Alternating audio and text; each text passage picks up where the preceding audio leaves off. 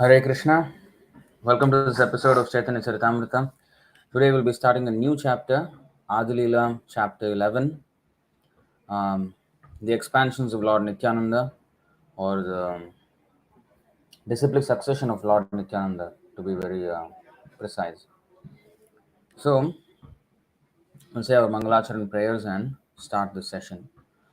Om Namo Bhagavate Vasudevaya. Om Namo Bhagavate Vasudevaya.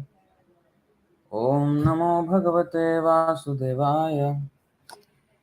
ॐ अज्ञानतिमिरान्धस्य ज्ञानाञ्जनशलाकया चक्षुरुन्मीलितं येन तस्मै श्रीगुरवे नमः। श्रीचैतन्यमनोभीष्टं स्थापितं येन भूतले स्वयं रूपः कदा मह्यं ददाति स्वपदान्तिकं। वन्देऽहं श्रीगुरो श्रीयुतपदकमलं श्रीगुरुन् वैष्णवांश्च श्रीरूपं साग्रजातं सहगणरघुनाथान्वितं तं सजीवम् साद्वैतं सावधूतं परिजनसहितं कृष्णचैतन्यदेवं श्रीराधाकृष्णपादान् सहगणललिता श्रीविशाखान्वितांश्च। हे कृष्णकरुणा सिन्धो दीनबन्धो जगत्पते गोपेश गोपिकान्त राधाकान्त नमोऽस्तु ते। तप्तकाञ्चन गौराङ्गी राधे वृन्दावनेश्वरी वृषभानुसुते देवी प्रणमामि हरिप्रिये। वाञ्छाकल्पतरुभ्यश्च कृपासिन्धुभ्य एव च पतितानां पावनेभ्यो वैष्णवेभ्यो नमो नमः। नमो विष्णुपादाय कृष्णप्रेष्ठाय भूतले श्रीमते भक्तिवेदान्तस्वामिनिति नामिने। नमस्ते सारस्वते देवे गौरवाणी प्रचारिणे निर्विशेषशून्यवादी पाश्चात्यदेशतारिणे। जय श्री कृष्ण चैतन्य प्रभु नित्यानंद श्री अद्वैत गदाधर श्रीवासादि गौर भक्त वृंद। हरे कृष्ण कृष्ण कृष्ण हरे हरे, हरे Ram Ram Ram Hare Hare. So thank you very much. Today we will be we'll be studying the 11th chapter of the Adi Leela, new chapter. This is actually not a very long chapter. I think only 62 verses, if I'm not wrong. 61. So these are the disciplic successions of Nityānanda Prabhu. So summary of this chapter is very short. As the branches and sub-branches of Lord Chaitanya Mahaprabhu were described in the 10th chapter, in this 11th chapter, the branches and sub-branches of Sri Nityananda Prabhu are similarly listed. But it's mentioned as expansions of Lord Nityananda. Yes, in one way you can say it's an expansion, but it's not expansions in the sense like what is described in the 5th chapter of this book, which is, if you remember this verse, the Swamsha expansions of the Lord. 7. You see, this is the expansions of Nityananda Prabhu. Swamsha expansions. That means plenary expansions. Sankarshana karanato yashayi garbhodashayi cha payobdhishayi sheshascha yasyam shakala sanitya nandakhya ramah sharanam mamastu. So these are the 5 expansions of Nityananda Ram. May Sri Nityananda Ram be the object of my constant remembrance. Sankarshan, Sheshanag, and the Vishnus who lie on the Karana ocean, Garbha ocean, and ocean of milk are his plenary portions and the portions of his plenary portions. So what is a plenary portion? That means who has the same power and same magnitude. Plenary, equal in every respect. So although it is mentioned as portion, but it is plenary portion. So this is Swamsha. This is in the Vishnu Tattva. Whereas the expansions that are mentioned in this chapter 11 are basically the Vibhinnamsha expansions, which are Jiva Tattva, the Acharyas in the line of Nityananda Prabhu. So Sankarshana is in the spiritual world. in Vaikuntha. He's called Sankarshan. Vasudev, Sankarshan, Pradyumna, Aniruddha. So Balaram is the origin of Sankarshan also. And in the material world, he is manifested as the three Vishnus, the Purusha avatars, who are the Karanodakashaya Vishnu, Garbhodakashaya Vishnu, and Kshirodakashaya Vishnu, and also the Sheshanag, who um, is called Shesha because Shesh means end, because he has reached the end of devotional service. That means he serves the Lord completely with everything, like the bedding, the of course we know the snake as the Sheshanag, but also everything that exists that serves the Lord is actually an expansion of the Sheshanag. So he assumes many different forms to serve the Lord. And the entire material what is that manifestation is maintained also by Sheshanag. So gigantic service, unlimited service he renders to the Lord. And with his thousands of faces, thousands of mouths, he always keeps on glorifying the activities and the glories of the Lord. So in this way, the five expansions of Balaram or Nityananda are mentioned. Now in today's chapter though, this is although it is listed as expansions, we're not talking about the Swamsha expansions, but the Vibhinnamsa expansions, which is yeah, the disciplic succession. So as is the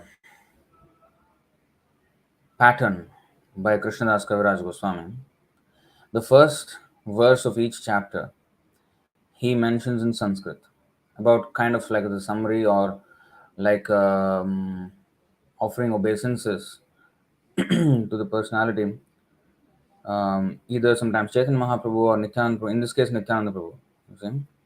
And then sometimes it is devotees, sometimes it is some aspects of Chaitanya Mahaprabhu's mercy or something like that.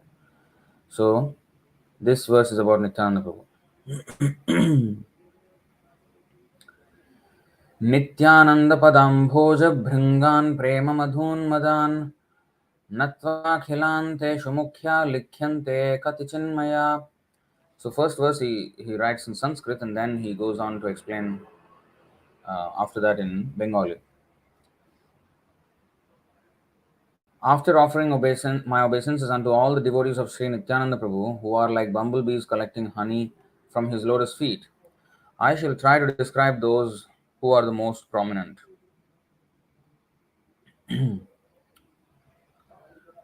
Jaya Jaya Mahaprabhu Shri Krishna Chaitanya Tahara Charanashrita Jai Shai Dhanya. All glories to Sri Chaitanya Mahaprabhu. Anyone who has taken shelter at his lotus feet is glorious. Jaya Jaya Shri Advaita Jaya Nityananda Jaya Jaya Mahaprabhu Sarva Bhakta Vrinda. All glories to Sri Advaita Prabhu, Nityananda Prabhu and all the devotees of Lord Chaitanya Mahaprabhu. And this is also kind of common, almost the same in every chapter, but sometimes in this chapter is slightly different. Usually it's Jaya Jaya Shri Chaitanya Jaya Nityananda Jaya Advaita Chandra Jaya Gaura Bhakta Vrinda. So he says like that in the second verse, usually. Sometimes different. So this is again a Sanskrit verse. It's interesting. Usually this doesn't happen, but now again it's happening. तस्य श्रीकृष्ण चैतन्य सत्प्रेमामर शाखिनः ऊर्ध्वस्कन्धावधूतेन्दोः शाखारूपान् गणान् नुमः.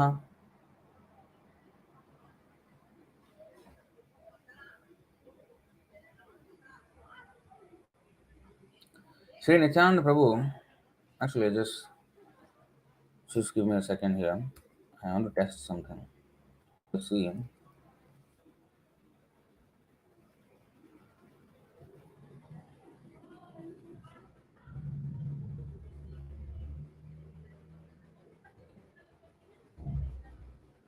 So Sri Nityananda Prabhu is the topmost branch of the indestructible tree of eternal love of Godhead, Sri Krishna Chaitanya Mahaprabhu. I offer my respectful obeisances to all the sub branches of that topmost branch.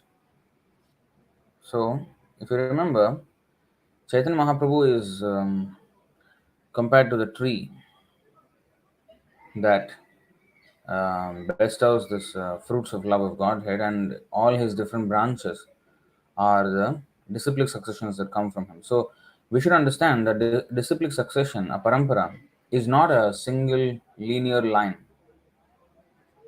Like we know our Brahma Madhva Gaudiya Sampradaya, as we have the 32 names, right? From Krishna, Brahma, Narada, Vyasadev, and so on, Madhvacharya, and so on, until Chaitanya Mahaprabhu, then down with the six Goswamis, Krishnadas Kaviraj Goswami, and there is Narottam Das Thakur, Vishnu Chakravarti Thakur, and then Jagannath Das Babaji, then Bhaktivinoda Thakur, Gaur Kishore Das Babaji, Bhaktisiddhanta Saraswati Thakur, and Prabhupada.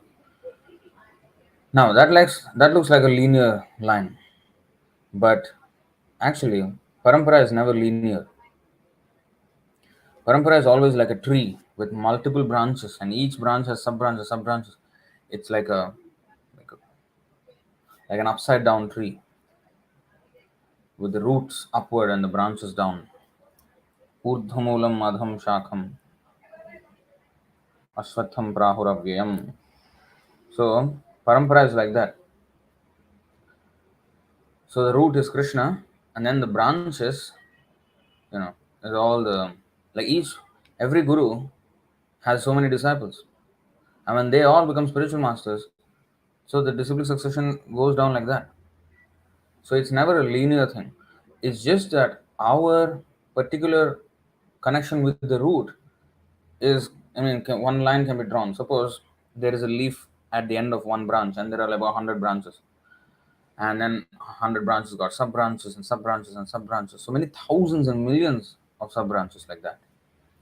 Now from the root, now this branch and this sub branch and that sub branch and that sub branch, and that's how we come to our. So that trace is usually represented by a linear list of names, but each of those, when they say, suppose Vyasadev in our say Narad Muni, Krishna, Brahma, Narada, then Vyasa, and down. But other than Vyasa, he had so many disciples, right? Thousands and millions of disciples. Narad Muni. What about them? Their parampara. So that is also there going on. But just that ours is from Vyasadev, that line. And Vyasadev has many disciples. So each of the acharyas has many disciples. So that's how, we should understand parampara. It's always like a tree.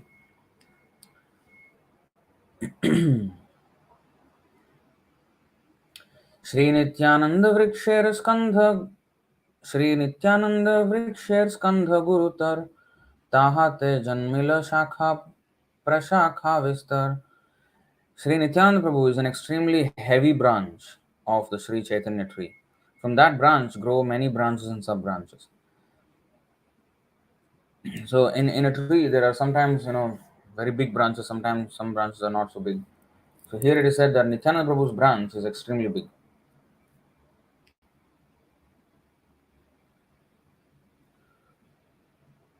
माला करेर इच्छा जले बाड़े शाखागण प्रेम फूल फले भरे छाइला bhuvan.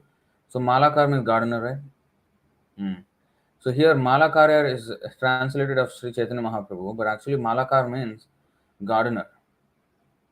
So I don't know if you remember in the beginning of the previous chapter, Chaitanya Mahaprabhu is referred to as the gardener. He is the tree and he is the gardener of the tree as well. So Malakar. Ichha Jale, by the water of his wish. Bade Shakhagan, increase the branches.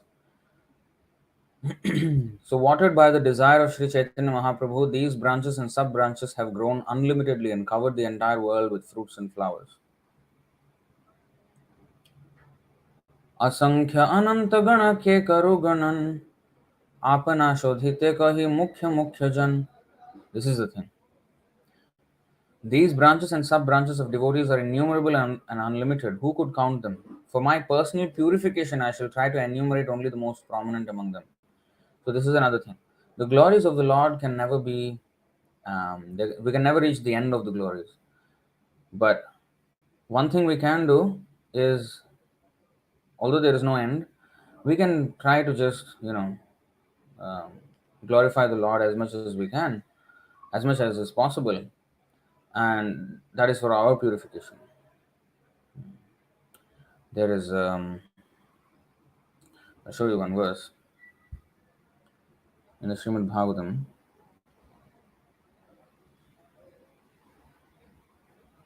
Canto 3, Chapter 6, text 35 and 36.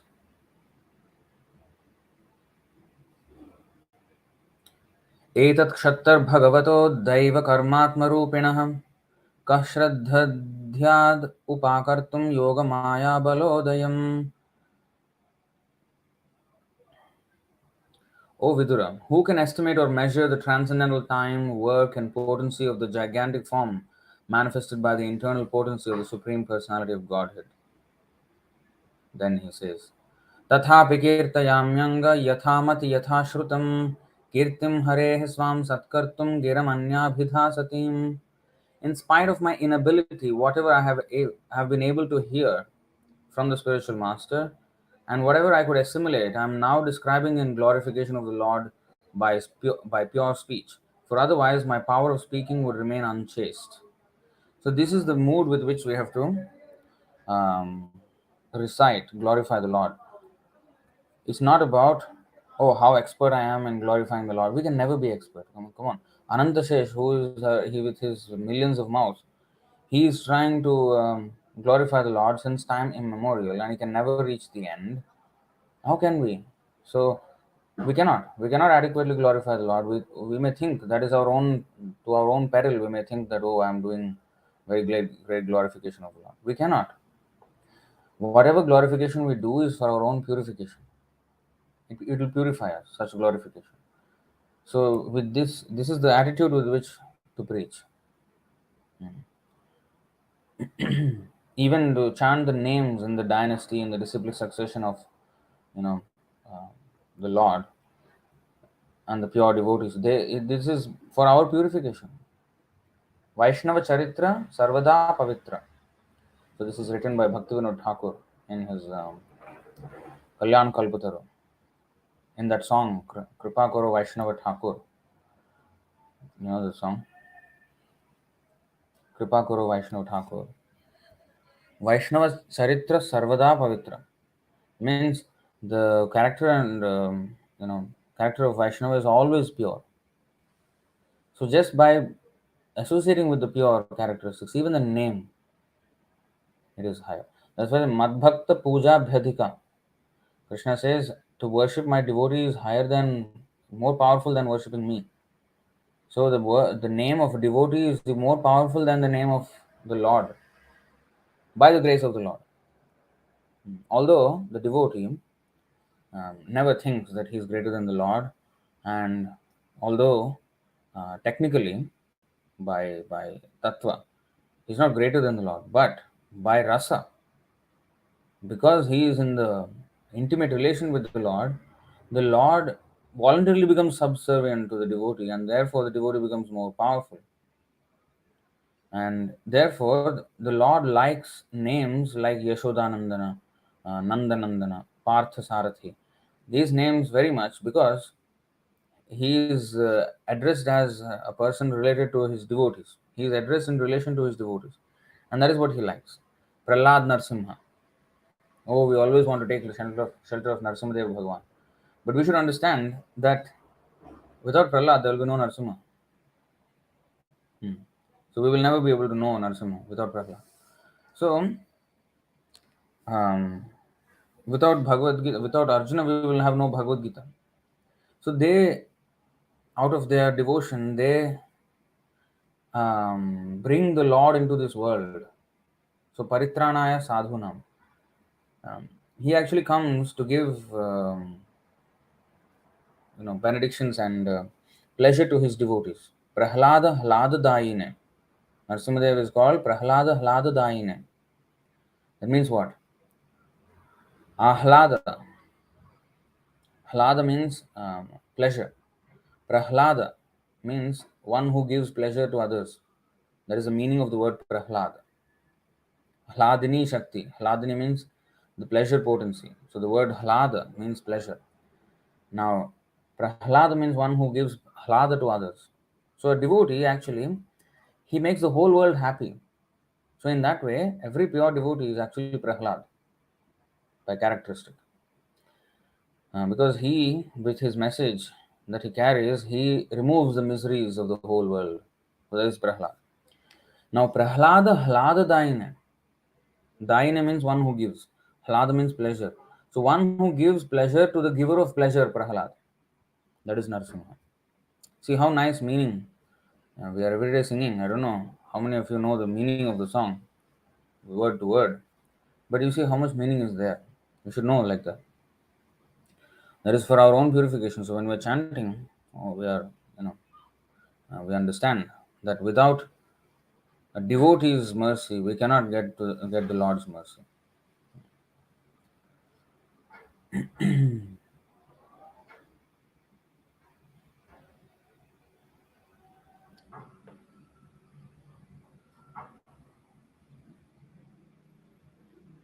So, purport. One should not write books or essays on transcendental subject matter for material name, fame, or profit. This is very important. Transcendental literature must be written under the direction of a superior authority because it is not meant for material purposes.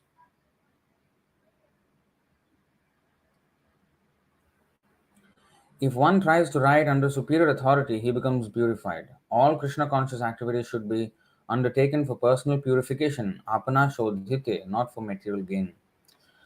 Um, Krishnadas Kaviraj Goswami tells in another place also. Does that?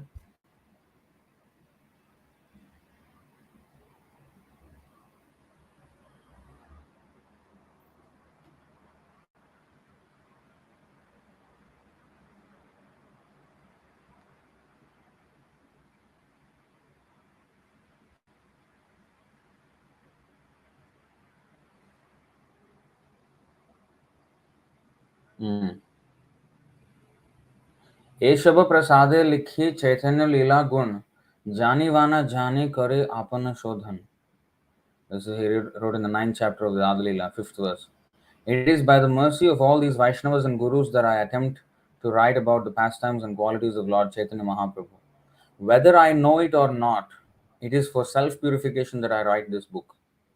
This is Krishnadas Kaviraj Goswami. Jani va na jani, kare apan shodhan. Can you share this broadcast with others so that they can also come? Today, so few people are there. So, you see, let's read this purport as well. This is the sum and substance of transcendental writing. One must be an authorized Vaishnava, humble and pure. One should write transcendental literature to purify oneself, not for credit. By writing about the pastimes of the Lord, one associates with the Lord directly. One should not ambitiously think, I shall become a great author. I shall be celebrated as a writer. These are material desires. One should attempt to write for self-purification. It may be published or it may not be published. But that does not matter. If one is actually sincere in writing, all his ambitions will be fulfilled. Whether one is known as a great author is incidental. One should not attempt to write transcendental literature for material name and fame. Now, regarding this is very important. Prabhupada said it may be published or it may not be published. So if it's not published, why am I writing? For my purification. So actually, every devotee should become a writer. Of course, Prabhupada did not ask us to write new books and all, but he asked the devotees to write for the Back to Godhead magazine. So it has been my desire to start an online magazine on Medium. You know that writing platform called Medium, medium.com. So there you can have like a blog basically, and even a Substack. I started it even, but never really asked anyone Because what happens usually is devotees don't write usually, and end up I will have to write all the articles, and I can't keep up with that kind of pace. And we need so many devotees, and it's nice to read the realizations of many devotees, and something that is written with, you know, proper deliberation and proper understanding and realization after having, really read Prabhupada's books. But I mean, devotees, I see many devotees, they don't even read Prabhupada's books properly. They just read like one or two verses a day. I mean, come on, when are you going to finish? So we can't read like this, and we can't. Um, who will write like that? So we want devotees to write, so that is purification. Because when you write, then you have to really understand the subject in order to reproduce and put it in a meaningful way. So unless you understand, you cannot write. Otherwise, if one does not understand and writes, then you can see by the writing how much he has understood. But it doesn't matter. We should start. In fact, to encourage his disciples, Bhaktisiddhanta Saraswati Thakur, you know what he did? He one time he saw an article written by one of his disciples. It was not like really very well done or what. It was an article written by his devotee. He said, publish this. Why? Because it has the word Krishna in it. So publish. People read the word Krishna also, they get purified. So, of course, he's highlighting the importance of the holy name of Krishna, but also he is encouraging the devotees to write, even though it may not be very high standard at the moment, but write something. So in that way, see what happens when you speak, when you give a lecture like this, or when you write. What happens is you have to really synthesize your thoughts and really organize your thoughts around the subject and then present it. And Prabhupada said one should be able to give a class, one should be able to give a lecture at a moment's notice. If suddenly somebody says, okay, you speak about this subject, I should be able to speak elaborately. So that should be the way. So, of course, in the beginning, it may not come. But writing is a good practice, because with writing, what you do is you refer. Okay, then you want to write something, but what is reference for this? Of course, you should know at least something by the time. Um, so you refer something, okay, then, oh yeah, then it sticks with you because you wrote it for that, and then you know how to apply the verse also in the context, and how to quote, and how to carry forward the the explanation, the flow of the explanation. So in this way, it is a very good exercise where you don't have the pressure of delivering at a moment's notice. You will have some time to organize your thoughts. You can write, and uh, you know, and refer, and then come back. You can take a few days to write if you want. So it's a good way to start synthesizing our thoughts.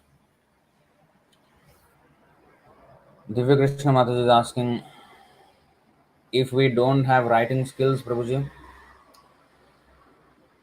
Actually, it is not about writing skills. It's good to ask this question. It is not about writing skills, because this is about conveying the message and glorifying the Lord. So, although we may not be expert in, writing or whatever we have understood, if we have understood, we can write. If we don't understand, we cannot write, of course. You can see how Prabhupada writes. Sometimes what happens when I read Prabhupada's books. So I read, I understand, but then in the beginning I used to just read and go to the next, go to the next. I understood, okay, but then I come back. Nowadays, what I do is I understand, but then I don't notice how Prabhupada explained it. I just noticed that I understood what he said. But if I had to reproduce, I have to tell others what I understood just now. I try in my own head, like, how would I explain this to others? Hmm. What did Prabhupada, what is the words he used that made me convinced? So then I see, oh, okay. So that's how he said it. Okay. So that's how I notice how Prabhupada writes. Because we are thinking about writing, so then we will think how to explain this. We don't need to invent something new. We just have to repeat what Prabhupada has already said. So we don't need to have any writing skills actually. But we know what to repeat and what not to, according to the subject of the, you know, subject under discussion. So if I understood, I can write. It's not about writing skills at all. If I don't understand, of course I cannot write. So everybody should try to write. Prabhupada wanted that actually. Prabhupada wanted that devotees to write their realizations, their experiences. Not like experiences means something, some wild experiences. Don't come up with, oh, I got a dream, you know, and then some far out dream. And I don't know whether it's true or not. You know, don't don't submit this kind of articles to me. You know, we are talking about experience means for us. For example, suppose like many devotees have gone to Tirthyatra, pilgrimage. Now, we can always write a summary article or maybe even part by part article. Maybe part 1, part 2, part 3, part 4. But I'm just giving an idea on anything and everything that can be published. So suppose you've gone to all these places. So you can put some photos of the place and the devotees there, but also write some of the significance of these places and write an article. And in that way, publish it. Um, of course, vlogs are also good. There's a video article basically. But coupled with it, we can also do a writing article, a written article. So in this way, those are the experiences I'm talking about. Some people experiences. Oh, some people will invent some experiences. We're not going to accept that. We're going to publish only bona fide articles. Actually, that was the plan. But I'm very afraid to ask because I will receive a cricket's reply. You know, cricket, crick, crick, crick, crick, nothing. Nobody will submit. So I then I have to write. So that's the reason why I did not even announce to anyone. But please get into this habit of writing. Some devotees, of course, are writing, um, but it should not be only some. Everybody should become like that. Everybody should become a preacher. And we write not to like become a huge preacher. I want to become this huge, like you know, wanted preacher. No, that's not the whole point. As it is said here, self purification, right? Or if I have, suppose, for example, I attend a lecture. Now you're attending a lecture. Now you're listening something. So some topic, okay, you kind of understood and something you like, something it like made a lot of sense, and maybe it's worth sharing with others. It will be good to. So you can actually write an article. I mean, based on this lecture that I've heard on this day, you know, um, I just wanted to um, share this with others, kind of thing. That kind of article can be written with references and everything. So yeah, this is something should be done by devotees.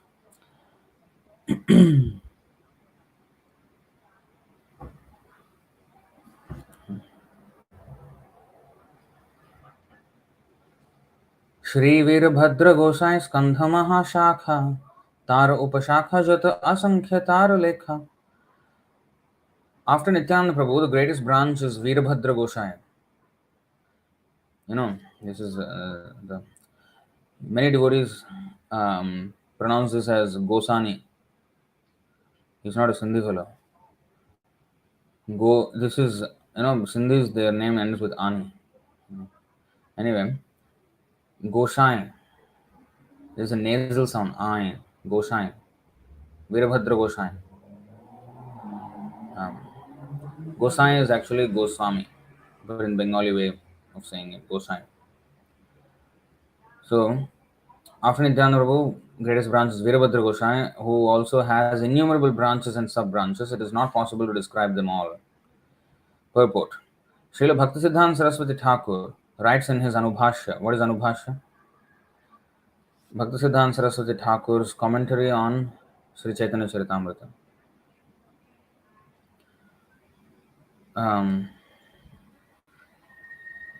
Virabhadra Gosai was the direct son of Sri Nityānanda Prabhu. So he is the son of Nityānanda Prabhu. And a disciple of Janava Devi, Nityānanda Prabhu's wife, his own mother. His real mother was Vasudha. So you see, so Nityānanda Prabhu has two wives. Jayati Jaya Vasu Janava. What is that? A song, we sang, in that YouTube channel. Preme Ghurnita Nityananda Ashtakam. Jayati Jaya Vasu Janava Priya Padantikam. So, Padantikam. So, Janava Devi and Vasudha, they are two wives of Nityananda Prabhu. In the Gaura Ganudesh Deepika 67, he is mentioned as an incarnation of Kshirodakashaya Vishnu. Now we have another Kshirodakashaya Vishnu incarnation, who is Advaita Acharya, but he also incarnated as Virabhadra Gosai. So he is actually basically the Lord himself. Therefore, Virabhadra Gosai is non-different from Sri Krishna Chaitanya Mahaprabhu. In a village of the name Jhamatpur in the district of Hooghly, Virabhadra Gosai had a disciple named Yadunath Acharya, who had two daughters, a real daughter named Srimati and a foster daughter named Narayani. Both these daughters married and they are mentioned in the Bhakti Ratnakar, 13th wave. Virabhadra Gosai had three disciples who are celebrated as his sons: Gopijana Vallabha, Ramakrishna and Ramachandra. The youngest, Ramachandra, belonged to the Shandilya dynasty and had the surname Vatavyala. He established his family at Khadadaha, and its members are known as the Goswamis of Khadadaha. The eldest disciple, Gopijan Vallabha, was a resident of a village known as Lata, near the Mankar railway station in the district of Burdwan. The second, Ramakrishna, lived near Maladaha in a village named Gayeshpur. Srila Bhaktisiddhanta Saraswati Thakur notes that since these three disciples belonged to different gotras or dynasties and also had different surnames and lived in different places, it is not possible to accept them as real sons of Virabhadra Gosai. Ramachandra had four sons, so it is not real sons but disciples, but they were celebrated as his sons. Ramachandra had four sons, of whom the eldest was Radha Madhav, whose third son, Radha Madhav's third son, was named Yadavendra.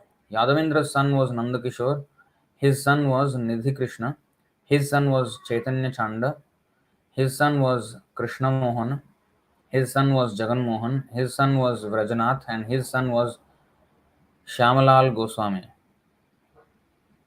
Shyamalal Goswami. This is the genealogical table given by Bhaktisiddhanta Saraswati Thakur for the descendants of Virabhadra Gosai. Now, although it is mentioned here son and son and son and son, you should understand that Nityananda Vamsha, yeah, they are namesake, but many of them have become just families and not anymore disciples and following anything so strictly. Following something but not very strictly. These things have happened. Jat Gosai. Simply born Goswamis. That kind of thing. ईश्वरः यः कहाय महाभागवत वेद धर्मातीत या वेद धर्मेरथ.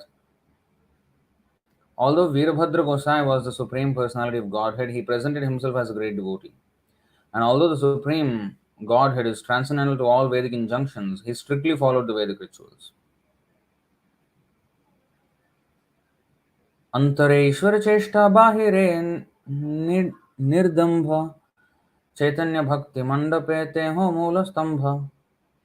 He is the main pillar in the hall of devotional service erected by Sri Chaitanya Mahaprabhu. He knew within himself that he acted as the Supreme Lord Vishnu, but externally he was brideless.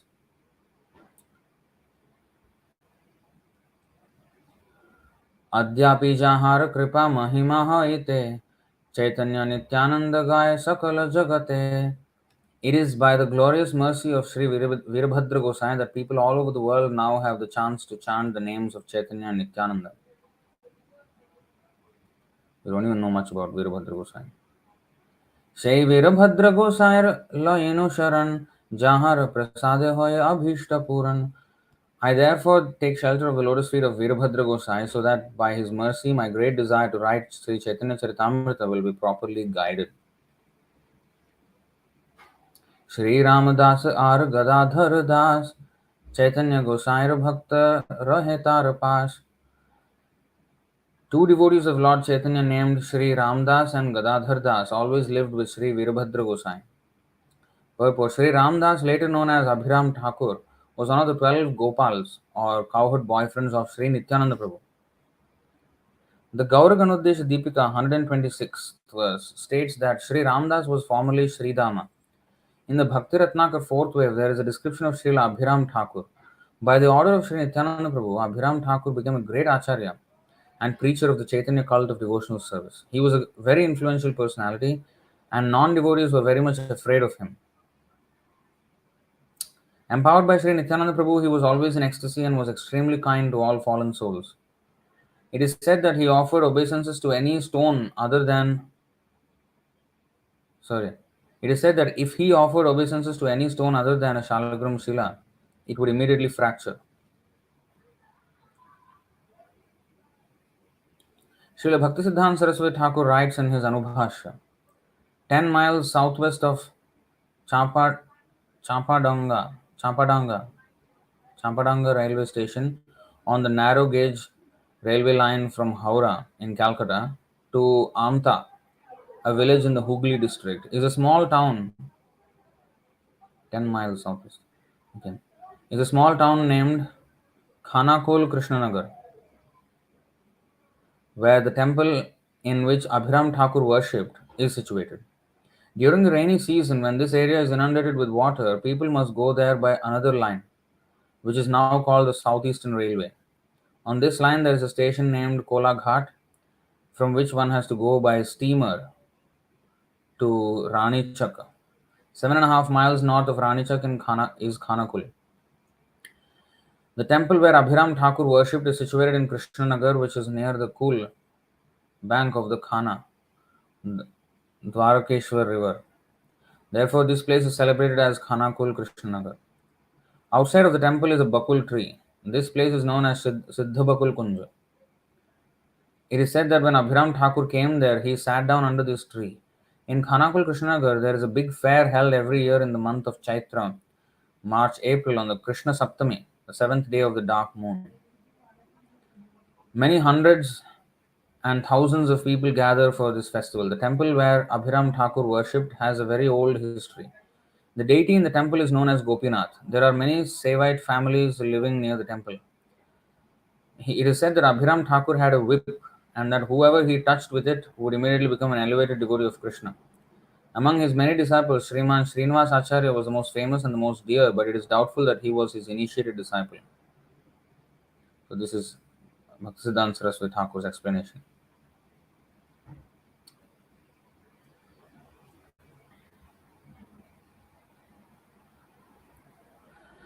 नित्यानंदे आज्ञा दिलो जबे गौड़े जायते महाप्रभु ए दुई दिला तार साथे अतएव दुई गणे दुहार गणन माधव वासुदेव घोष राव ए विवरण.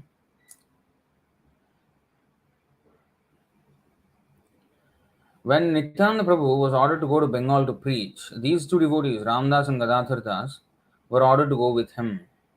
You know, when was Nityananda Prabhu ordered to preach? He was in the Jagannath Puri. Chaitanya Mahaprabhu ordered him to go and preach in Bengal because Nityananda Prabhu wanted to stay with Chaitanya Mahaprabhu. Chaitanya Mahaprabhu said, no, you go to Bengal and preach.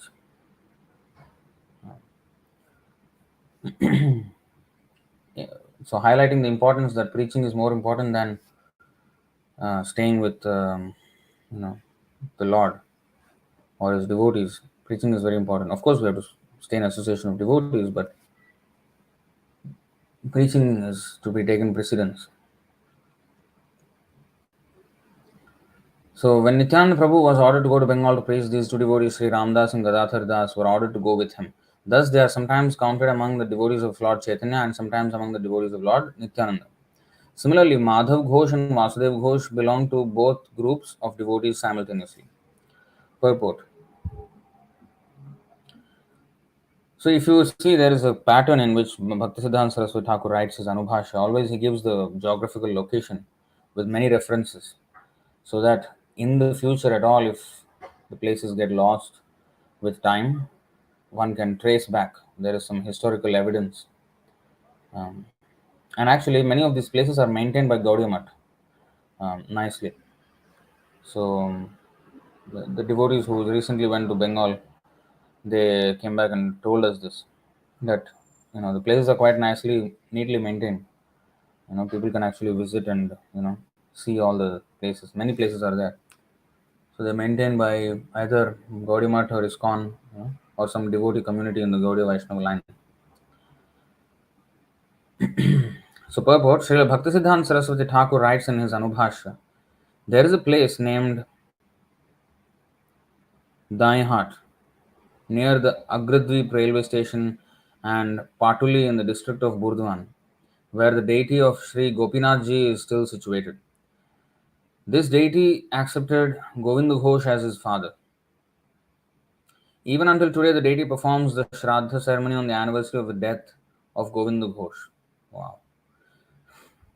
The temple of this deity is managed by the Rajvamsha family of Krishnanagar, whose members are descendants of Raja Krishna Chandra. Every year in the month of Vaishak, when there is a Bardol ceremony, this Gopinath deity is taken to Krishnanagar. The ceremony is performed with 11 other deities, and then Sri Gopinath Ji is brought back to the temple in Agradweep. Ramdas मुख्य शाखा सख्य प्रेम राशि शोल सांगेर काष्ठजय tuli Kailavamshi. Ramdas, one of the chief branches, was full of fraternal love of Godhead. He made a flute from a stick with 16 knots. Gadadhar Das Gopi Bhave Purnanand jar घरे दान के लिए कोइलो Nityanand. Srila Gadadhar Das was always fully absorbed in ecstasy as a gopi. In his house, Lord Nityananda enacted the drama Dankeli. Now, I do not know the details about this Dankeli. There is a drama, Dankeli Kaumudi, I think written by Rupa Goswami, but I have no idea what it is about. I have zero idea. If you know, maybe there's many things to be learned from there.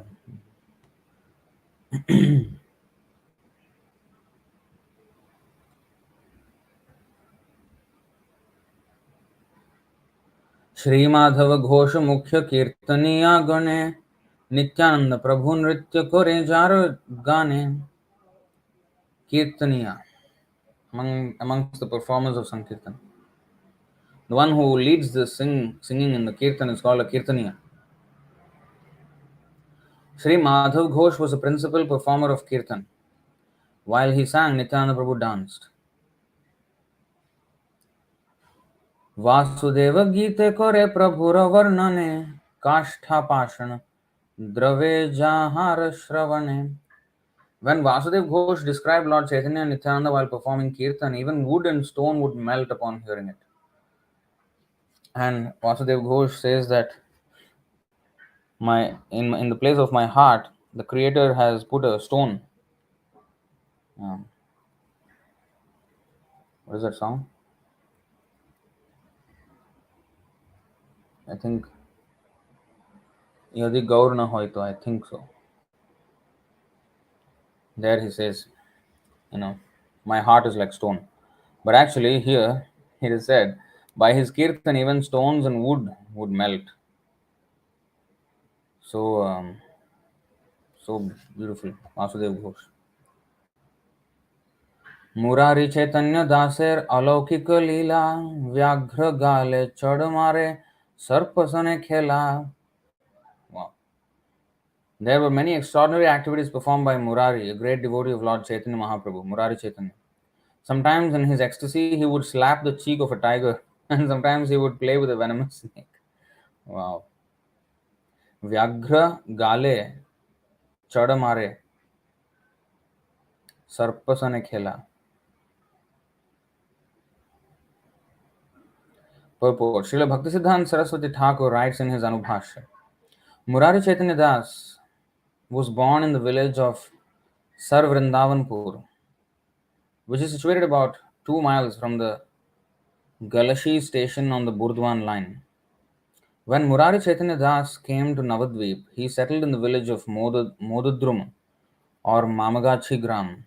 At that time, he became known as Sharanga or Sharanga Murari Chaitanya Das. The descendants of his family still reside in Sarerpat. In the Chaitanya Bhagavat Antyakhanda chapter 5, there is a following statement. Murari Chaitanya Das had no material bodily features, for he was completely spiritual. Thus, he would sometimes chase after tigers in the jungle and treat them just like cats and dogs. He would slap the cheek of a tiger and take a venomous snake on his lap. He had no fear for his external body, of which he was completely forgetful. He could spend all 24 hours of the day chanting the Hare Krishna Mahamantra or speaking about Lord Chaitanya and Nityānanda. Sometimes he would remain submerged in water for 2 or 3 days, but he would feel no bodily inconvenience.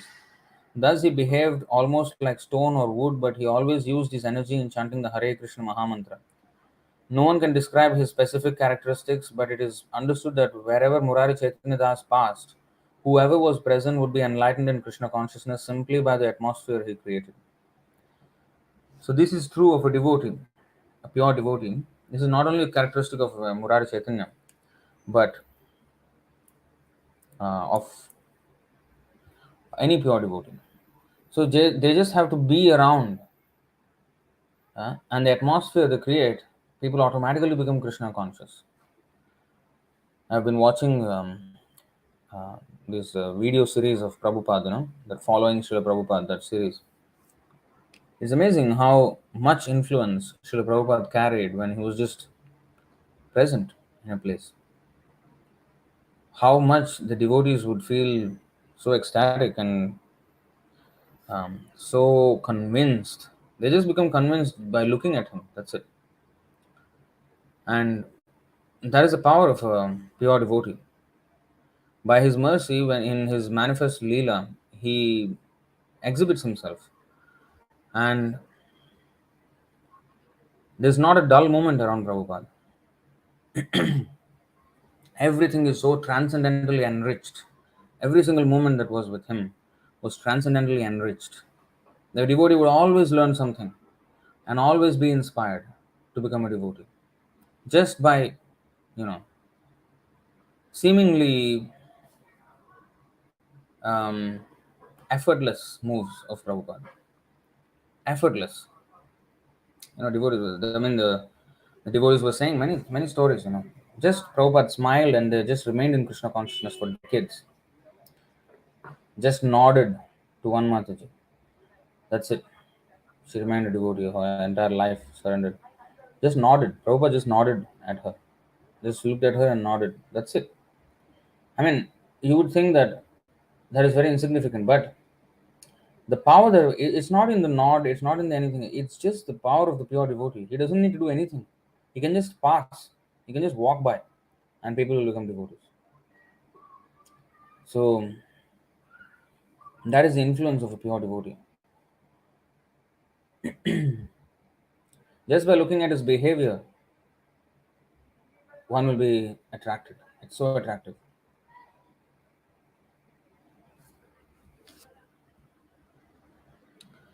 नित्यानंदेर गणजत सब व्रज शाखा सब व्रज सखा श्रृंगवेत्र गोपवेश शिरे शिखी पाखा. All the associates of Lord Nityananda were formerly cowherd boys in Vrajabhumi. Their symbolic representations were the horns and sticks they carried, the cowherd dress, and the peacock plumes on their heads.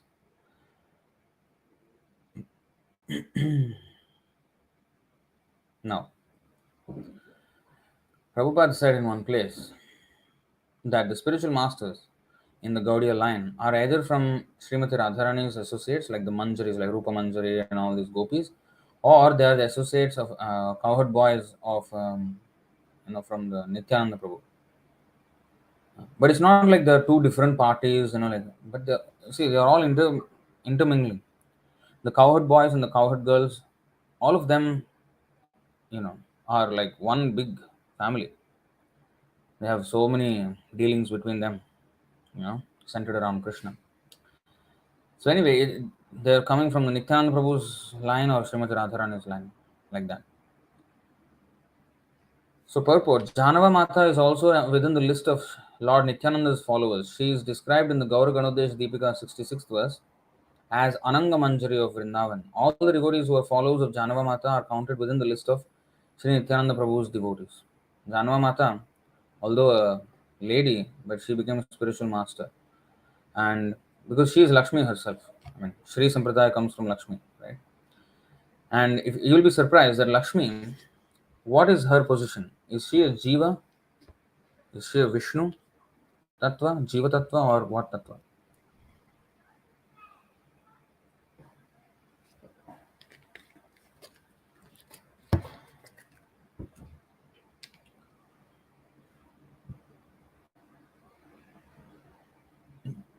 Let me know in the comments while I take this verse out. What is that verse number?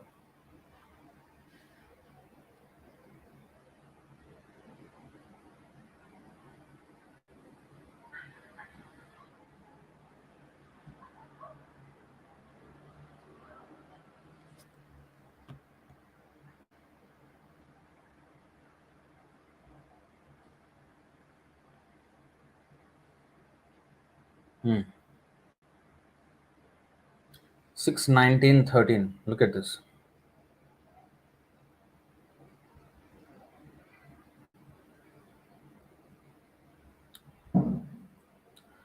गुणव्यक्तिर्यं देवी व्यञ्जको गुणभुग्भवान् त्वं हि शरीर्यात्मा श्रीः शरीरेन्द्रियाशयाः नामरूपे Bhagwati प्रत्ययस्त्वम् अपाश्रयः.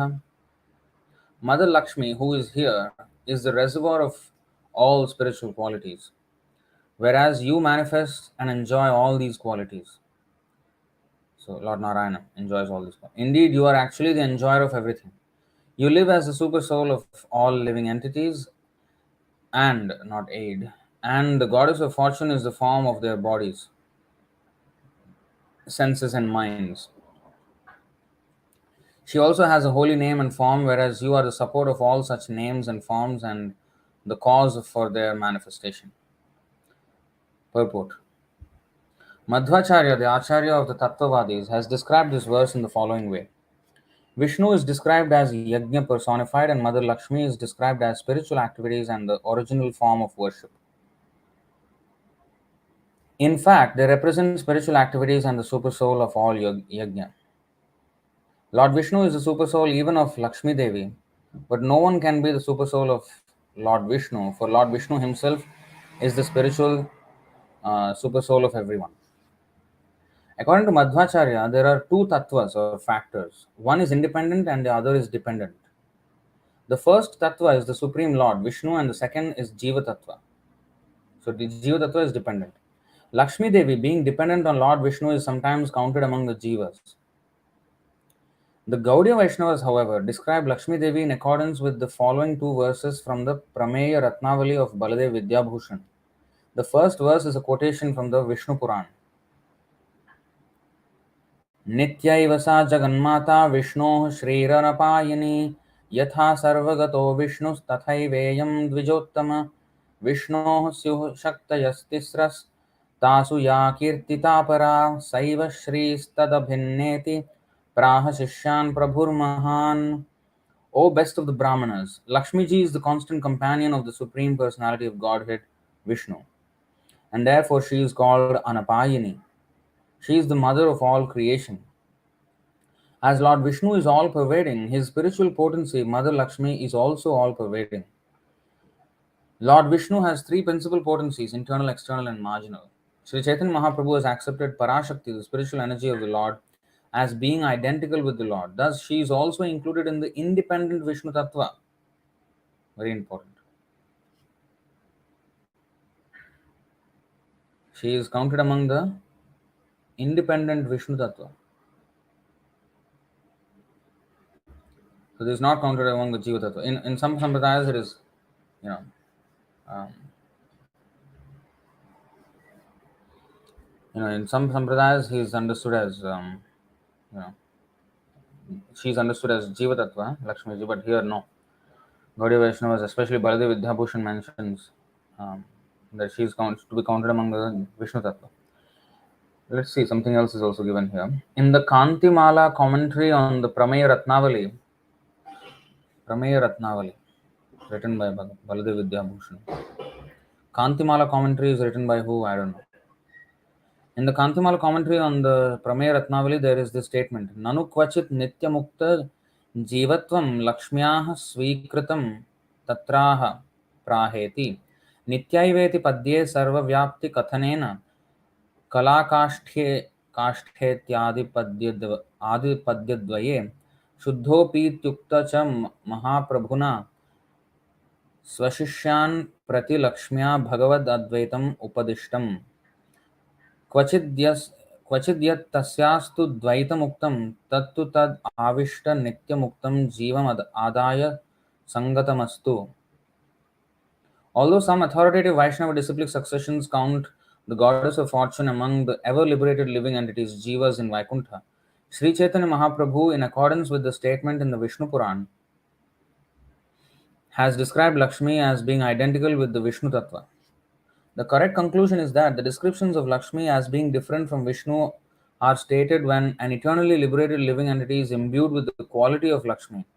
They do not pertain to Mother Lakshmi, the eternal consort of Lord Vishnu. Now, this is important. The correct conclusion is that the descriptions of Lakshmi as being different from Vishnu are stated when an eternally liberated living entity is imbued with the quality of Lakshmi. Now, just like, there are Sarupya Mukti is to have same form as the Lord. So they look just like Vishnu, but they're Vishnu Duta, right?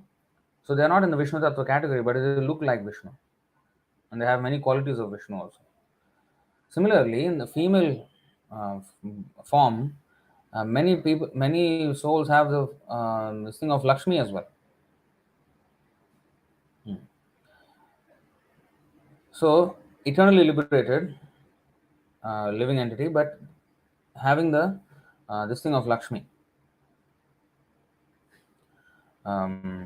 Potency, similarity with Lakshmi, just like in the male body is similar with Vishnu. So this is also Sarupya Mukti. And in that verse, when it is said, Lakshmi Sahasra Shatasambhrama Sevyamanam, Lakshmi Sahasra Shatasambhrama. So millions of Lakshmis are serving Krishna. They are not all actually Lakshmis of the Vishnu Tattva category. Many of them, the vast majority, are Jiva Tattva category. Because they are eternal, they are also counted among Lakshmis. Because they are as good as Lakshmi. Sarupya. So they are also the consorts of the Lord. And also the gopis are also known as Lakshmis. Gopis are also expansions of her. But if you see the gopis, they are also Jiva Tattvas there. So in this way we have to understand eternal consort. So she is under the category of Vishnu Tattva. So Janava Devi, the wife of Lord Nityānanda, became a spiritual master. In fact, her daughter also became. Anyway, these are different. Nowadays, ISKCON gurus are quoting, Janava Mata became spiritual master, so women also can become guru. So we are not into whether woman or man, but even the man is not allowed to become guru without the authorization of his guru. So none of them are actually qualified. So that is our take. Not our take, but it's Prabhupada's order.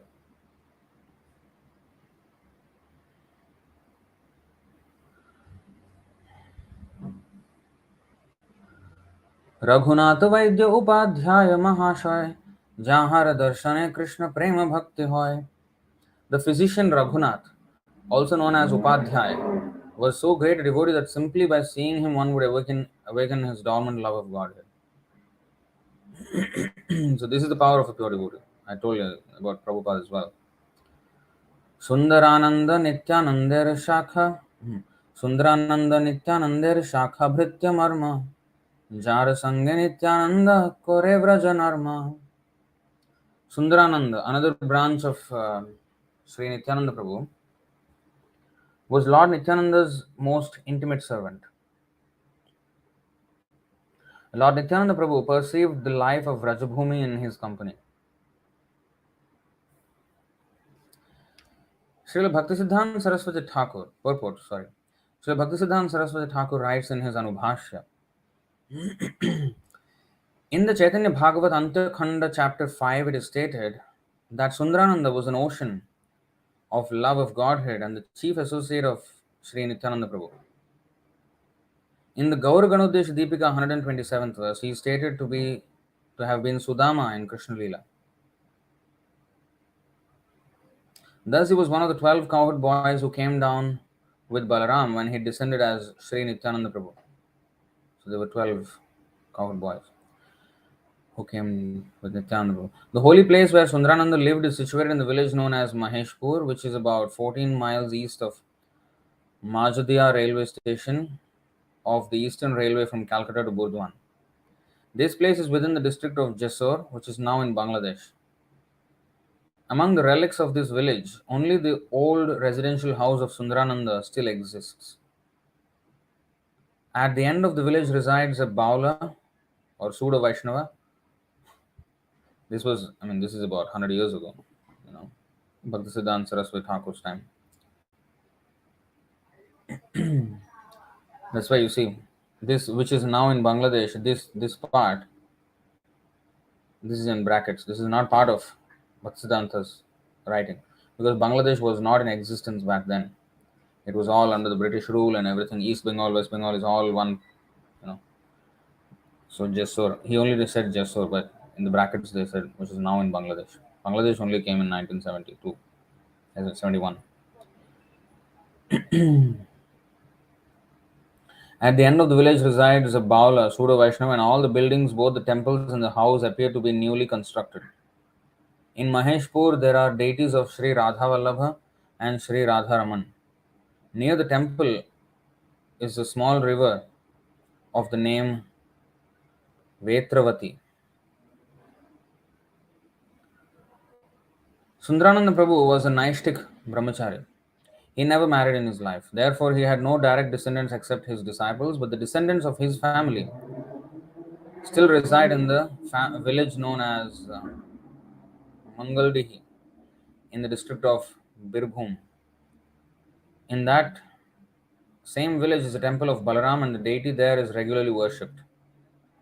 The original deity of Maheshpur, Radhavallabha, was taken by the Saidabad Goswamis of Barhampur, and since the present deities were installed, a Zamindar family of Maheshpur has looked after their worship. On the full moon day of the month of Magha, January, February, the anniversary of Sundarananda's disappearance is regularly celebrated, and people from the neighboring areas gather together to observe this festival.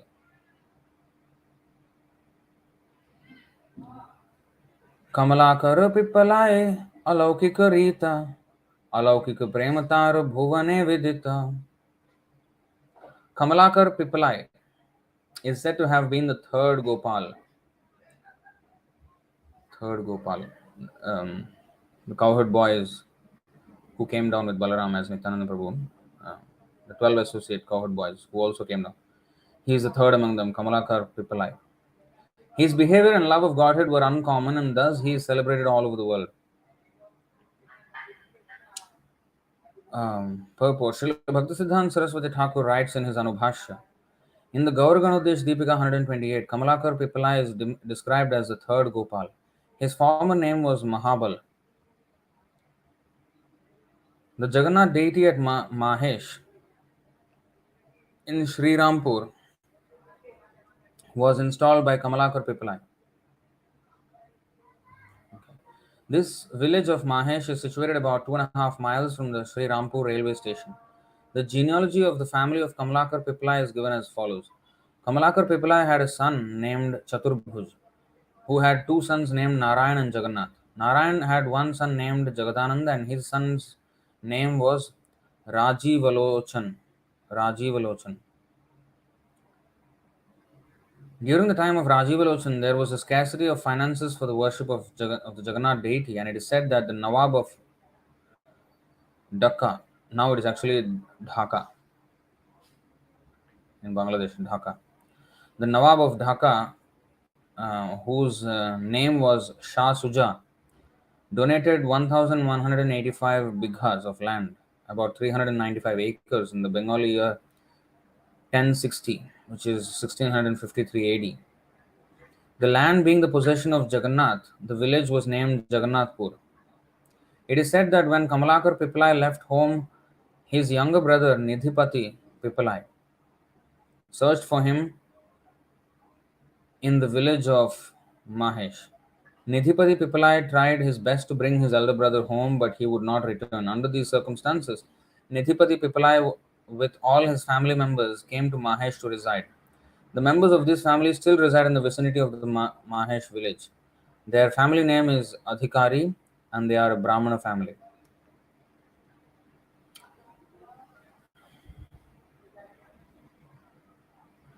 395 acres donated. We have to raise millions and millions of dollars, tens of millions of dollars just to buy one. Not even 1/8 of an acre in Singapore. Hare Krishna. Oh, this is not finished. Hmm. The history of the Jagannath temple in Mahesh is as follows. One devotee of the name Dhruvananda went to see Lord Jagannath, Balaram and Subhadra at Jagannath Puri, wanting to offer food to Jagannath ji that he had cooked with his own hands. This being his desire, one night Jagannath ji appeared to him in a dream and asked him to go to Mahesh on the bank of the Ganges and there start worship of him in a temple. Thus Dhruvananda went to Mahesh, where he saw the three deities Jagannath, Baladev, and Subhadra floating in the Ganges. He picked up all those deities and installed them in a small cottage, and with great satisfaction he executed the worship of Lord Jagannath.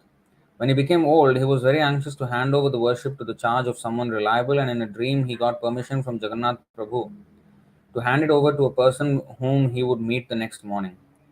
The next morning he met Kamalakar Pipalai, who was formerly an inhabitant of the village Khalijuli in the Sundarban forest area of Bengal. Sundarban, this is the famous forest of Bengal. The Sundarban tigers, famous, world famous for this. Kamalakar Pipalai was from there. Khalijuli um, was a pure Vaishnava, a great devotee of Lord Jagannath. Thus, he immediately gave him charge of the worship. In this way, Kamalakar Pipalai became the worshipper of Lord Jagannath, and since then, his family members have been designated as Adhikari, which means one who is empowered to worship the Lord. These Adhikaris belong to a respectable Brahmana family. 5 types of upper class Brahmanas are recognized by the surname Pipalai.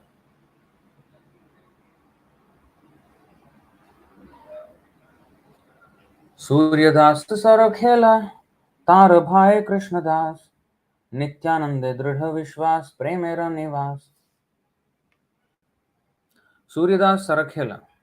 Sarakhela, very, very familiar. Okay, anyway.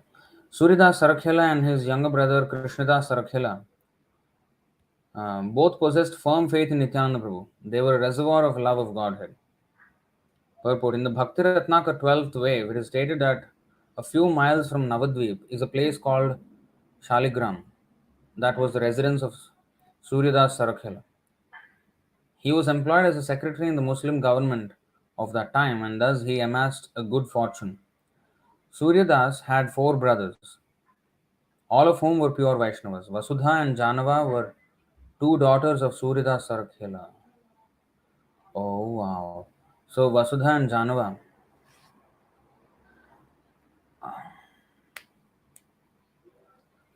But are they the wives of Nityananda Prabhu? I do not know. But Vasudha and Janava are the names of Nityananda Prabhu's wives.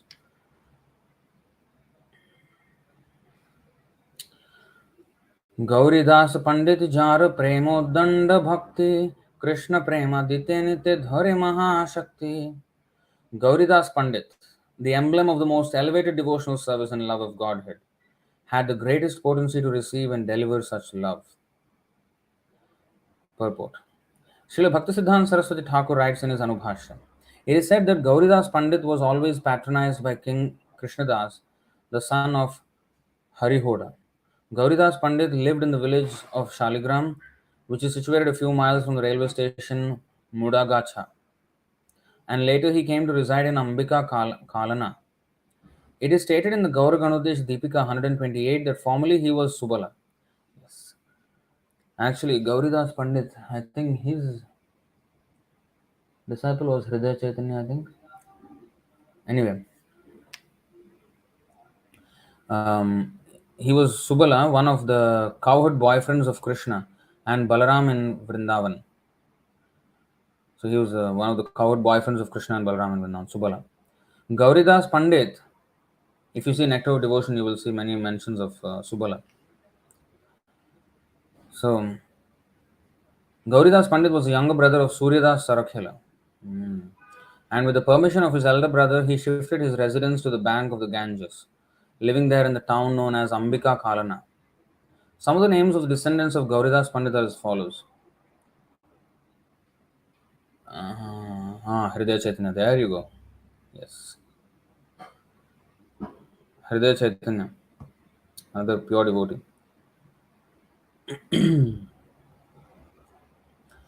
So, Gauridas Pandit descendants.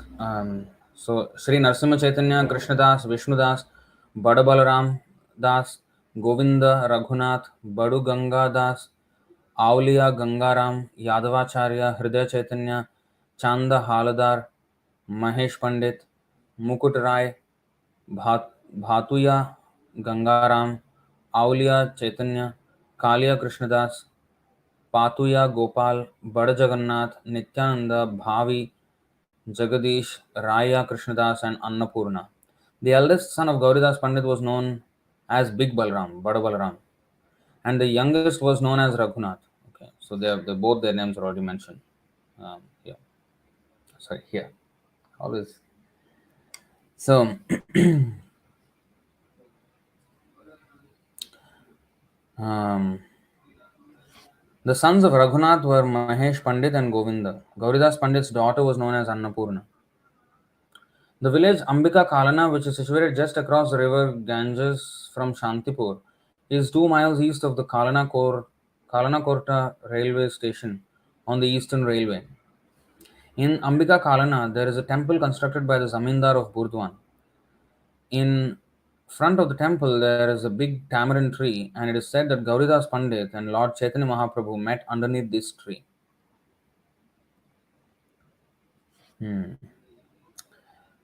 Amlatal. Amlatal? No, not Amlatal. Tamarind. The place where the temple is situated is known as Ambika, and because it is in the area of Kalana, the village is known as Ambika Kalana. It is said that a copy of the Bhagavad Gita written by Sri Chaitanya Mahaprabhu still exists in this temple. Wow. See, pilgrimage means we have to go to this kind of places, note down all these things, and have references. I have seen the book called Navadvip Dham Mahatmya, the Navadvip Parikrama book with nice pictures of temples, many places, and then many things are mentioned there. But one thing I noticed that there's no reference to, for example, you go to Yoga Peeth, and then there are pictures there, and then what is about the place and what happened. But where is this information taken from in our scriptures? If that connection can be made, then so that is my project. That is what I'm trying. But I don't know. Maybe some devotee will already be finished with the project, or maybe they're already finished. But I want to connect all these verses to see. I mean, this will be nice to see, right? A copy of Bhagavad Gita written by Chaitanya Mahaprabhu still exists in this temple. So if you go to pilgrimage and then we see this, that'll be nice, isn't it? So And who will go to Ambika Kalana? Who knows? Like nobody knows. Um, unless we note down all these things and you know and refer it to Chaitanya Charitamrita Adilila 11:26. So in this way, this has to be done. Nityanande samarpila jati kulab pati Sri Chaitanya Nityanande Kori Pranapati. Making Lord Chaitanya and Lord Nityananda the lords of his life, Gauridas Pandit sacrificed everything for the service of Lord Nityananda, even the fellowship of his own family. Nityananda Prabhur Priya Pandit Purandar Premarnava Madhye Fire Jai Chanamandar. The 13th important devotee of Sri Nityananda Prabhu was Pandit Purandar, who moved in the ocean of love of Godhead just like the Mandara hill. Purport: Pandit Purandar met Sri Nityananda Prabhu at Khadadaha. When Nityananda Prabhu visited this village, he danced very uncommonly and his dancing captivated Purandar Pandit. The Pandit was in the top of a tree, and upon seeing the dancing of Nityananda, he jumped down on the ground and proclaimed himself to be Angada, one of the devotees in the camp of Hanuman during the pastimes of Lord Ramachandra. Oh wow, so he's Angad. परमेश्वर दास नित्यानंद शरण Krishna Bhakti Payatare Jai Kore Smaran. Parameshwar Das, said to be the fifth Gopal of Krishna Leela, completely. So, fourth was, I think, Gauridas Pandit, who was Subal. Fifth is Parameshwar Das, fifth Gopal of Krishna Leela, completely surrendered to the lotus feet of Nityananda. Anyone who remembers his name, Parameshwar Das, will get love of Krishna very easily. Purport: Srila Bhaktisiddhanta Saraswati Thakur writes in his Anubhashya. The Chaitanya Bhagavat states that Parameshwar Das, known sometimes as Parameshwari Das, was the life and soul of Nityananda Prabhu, Sri Nityananda Prabhu. The body of Parameshwar Das was the place of Lord Nityananda's pastimes. Parameshwar Das, who lived for some time at Khadadaha village, was always filled with the ecstasy of a cowherd boy. Formerly, he was Arjuna, a friend of Krishna and Balaram. He was the fifth among the 12 Gopals. This is not the Arjuna of Kurukshetra war. This is another Arjuna, cowherd boy. He was the fifth among the 12 Gopals. He accompanied Srimati Janava Devi when she performed a festival at Khetari Gram. This is where Narottam Das Thakur later first performed the Gaur Purnima festival, the first Gaur Purnima festival. And he had this iconic, epic kirtan where the Panchatattva, although they disappeared by then, they all came down again and danced in that kirtan. Such powerful kirtan he performed, Narottam Das Thakur. It is stated in the Bhakti Ratnakar that by the order of Srimati Janava Mata, he installed Radha Gopinath in the temple at Atapur in the district of Hooghly. The Atapur station is on the narrow gauge railway station, railway line between Howrah and Amta. Another temple in Atapur, established by the Mitra family, is known as the Radha Govinda temple. In front of the temple is a very attractive place among two bakul trees and a kadamba tree. In front of the temple, in a very attractive place among two bakul trees and a kadamba tree, is the tomb of Parameshwari Thakur, and above it is an altar with a tulsi bush. It is said that only one flower a year comes out of the kadamba tree. It is offered to the deity. Parameshwari Thakur belonged, it is said, to a Vaidya family. A descendant of his brothers is at present a worshipper in the temple. Some of their family members still reside in the district of Hooghly near the post office of Chanditala. The descendants of Parameshwari Thakur took many disciples from Brahmana families, but as these descendants gradually took to the profession of physicians, persons from Brahmana families ceased becoming their disciples. The family titles of Parameshwari's descendants are Adhikari and Gupta.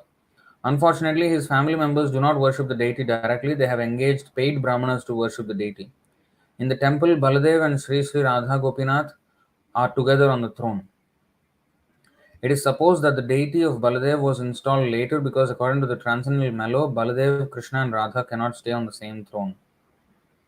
On the full moon day of Vaishak, April and May, the disappearance festival of Parameshwari Thakur is observed in this temple. So this is called Rasa Bhas. Baladev, Radha, and Krishna on the same altar and the same, like together. It's usually not done, but they put it later. It is said. because of obviously the line they went off. Jagdish पंडित होय जगत पावन कृष्ण प्रेम अमृत वर्षे Jain वर्षाघन. Jagadish Pandit, the 15th branch of Lord Nityananda's followers, was the deliverer of the entire world. Devotional love of Krishna showered from him like torrents of rain. Purport. Srila Bhaktisiddhanta Saraswati Thakur writes in his Anubhashya, descriptions of Jagadish Pandit are available from the Chaitanya Bhagavat, Adi Khanda chapter 6 and the Chaitanya Charitamrita, Adi Leela chapter 14. He belonged to the village of Yashadagram in the district of Nadia near the Chakadaha railway station. His father, the son of Bhatt Narayan, was named Kamalaksha.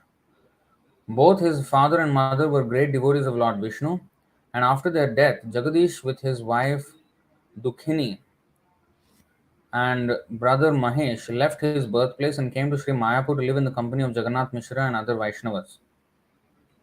Lord Chaitanya asked Jagadish to go to Jagannath Puri to preach the Harinam Sankirtan movement. After returning from Jagannath Puri on the order of Lord Jagannath, he established deities of Jagannath in the village of Yashadagram. It is said that when Jagadish Pandit brought the deity of Jagannath to Yashada Gram, he tied the heavy deity to a stick and thus brought him to the village. The priests of the temple still show the stick used by Jagadish Pandit to carry the Jagannath deity. So these are nice to see. Nityānanda priya bhritya Pandit Dhananjay Atyanta virakta sada Krishna premamay. The 16th dear servant of Nityananda Prabhu was Dhananjay Pandit. He was very much renowned and always merged in love of Krishna. Purport. Srila Bhaktisiddhanta Saraswati Thakur writes in his Anubhashya, Pandit Dhananjay was a resident of the village in Katwa named Sheetal.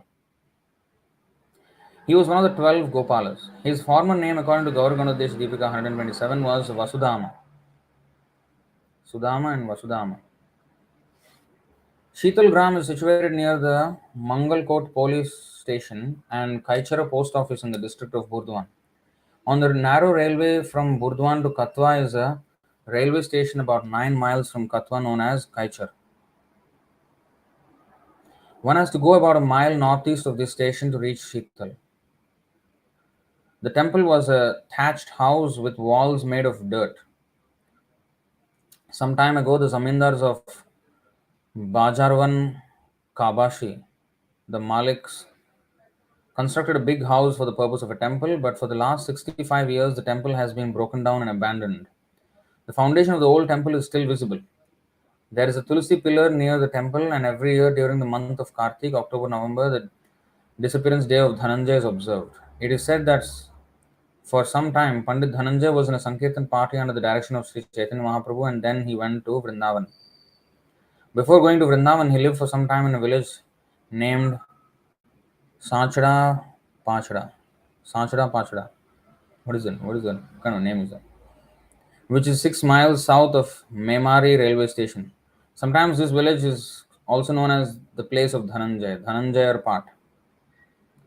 After some time, he left the responsibility for worship with a disciple and went back to Vrindavan. After returning from Vrindavan to Sheetalgram, he established a deity of Gaurasundar in the temple. The descendants of Pandit Dhananjay still live in Sheetalgram and look after the temple worship. Hopefully by now, I think Gaurimat or somebody has taken charge of this place and um revived it to an extent. We don't know. We need to go and see all these places. Mahesh Pandit Vrajera Udar Gopal Dhakka Vadya Nritya Kore Preme Mato Yal. Mahesh Pandit, the seventh of the 12 Gopals, was very liberal. In great love of Krishna, he danced to the beating of a kettle drum like a madman. Purport. Srila Bhaktisiddhanta Saraswati Thakur writes in his Anubhashya,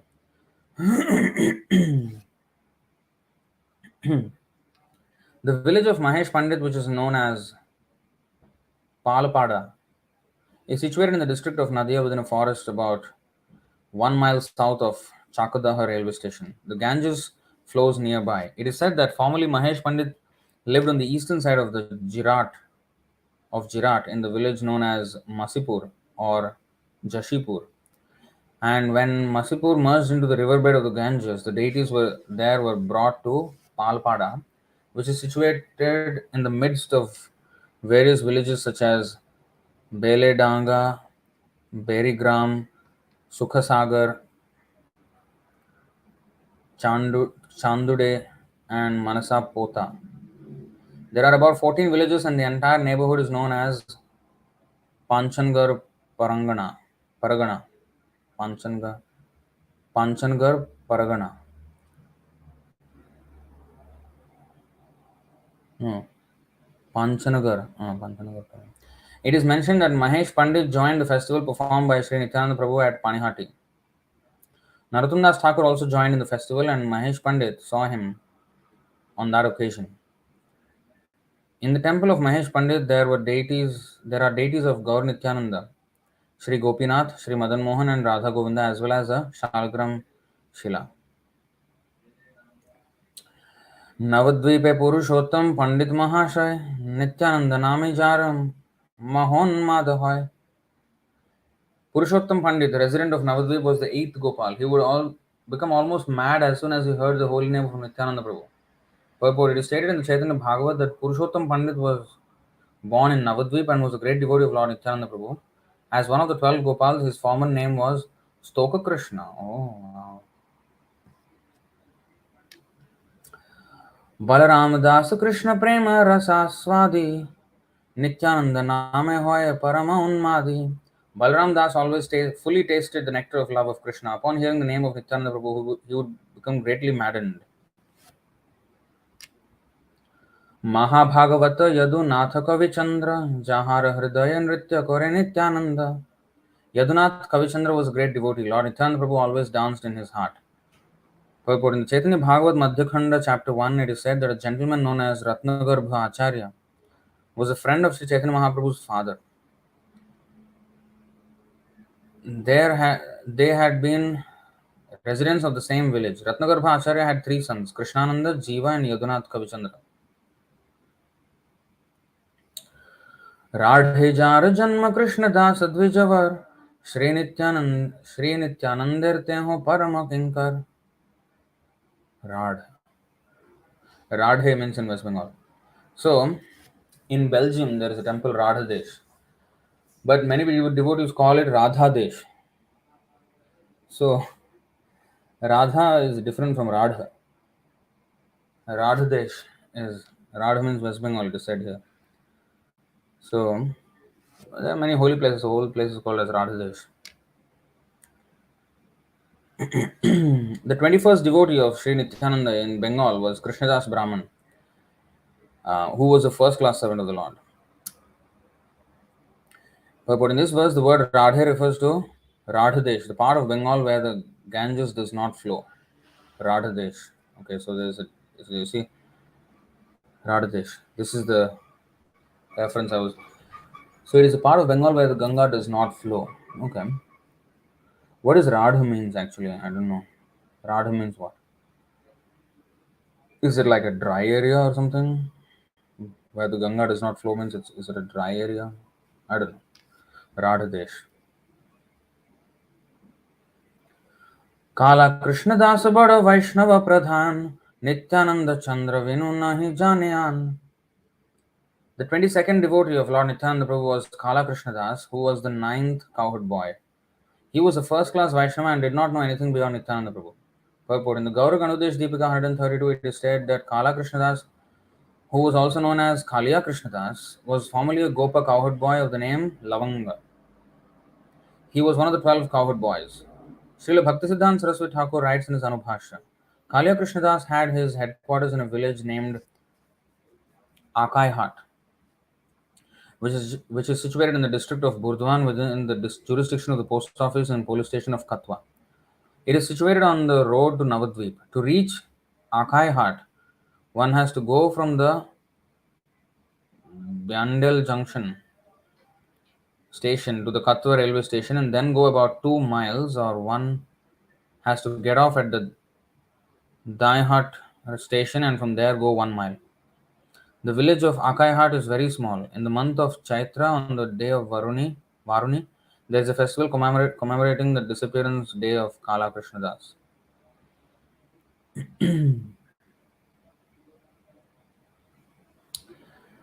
Shri Sadashiv कविराज बड़ महाशय Shri Purushottam dāsa Tahara Tanay.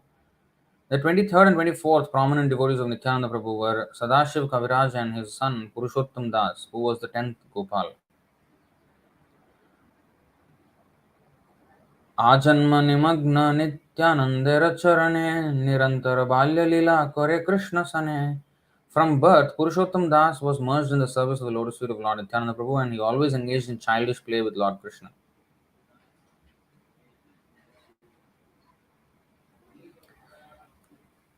Purport. What is Purushottam Das?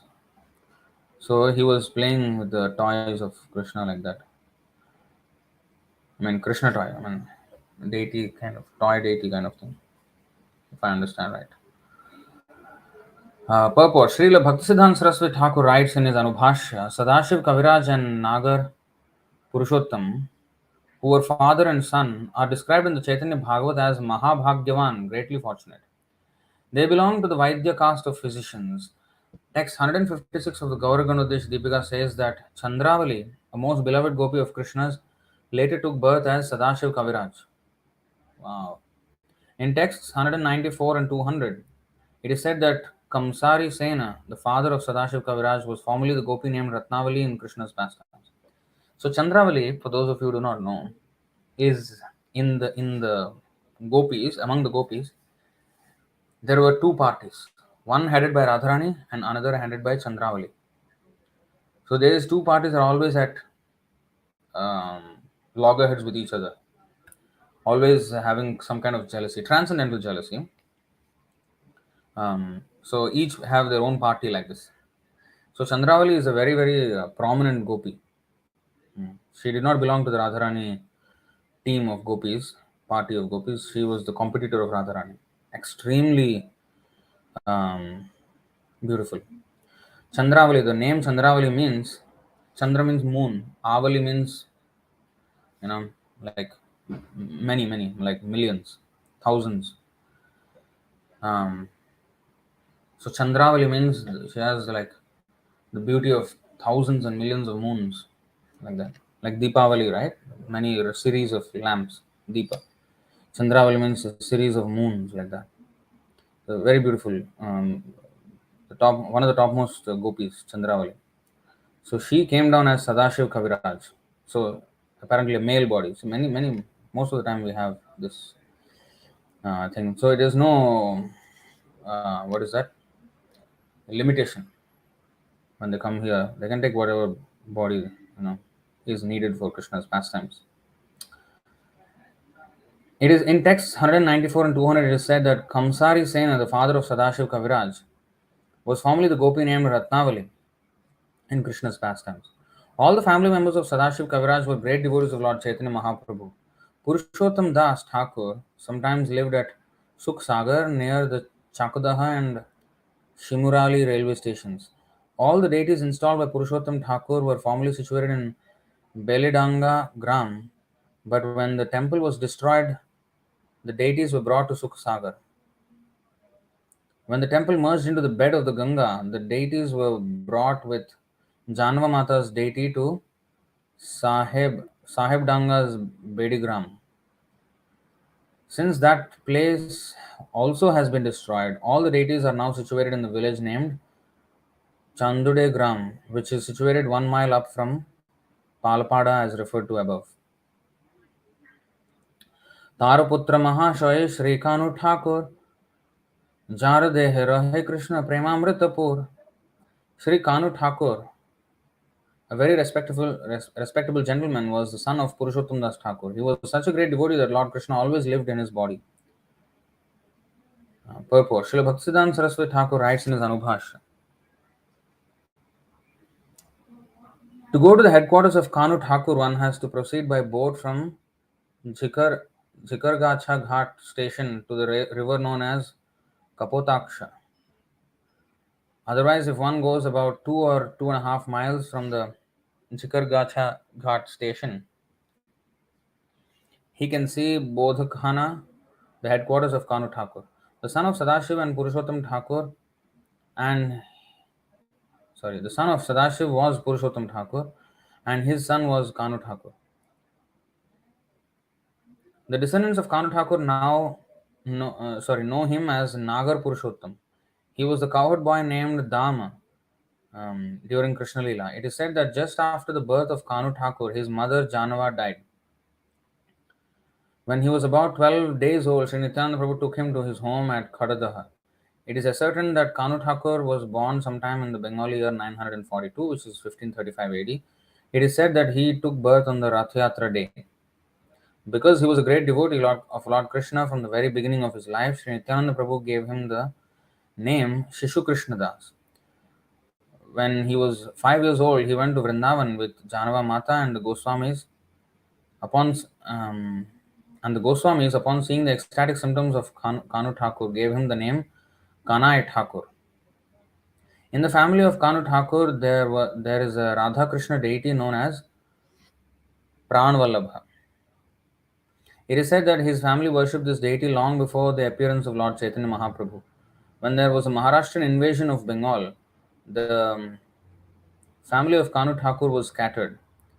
And after the invasion, one Hari Krishna Goswami of that family came back to their original home, Bodh Khana, and re-established the Pranavallabha deity. The descendants of the family still engage in the service of Pranavallabha.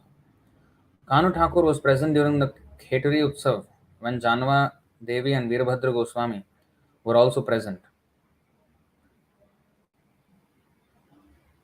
One of Kanu Thakur's family members, Madhavacharya, married the daughter of Sri Nityananda Prabhu, who was named Ganga Devi.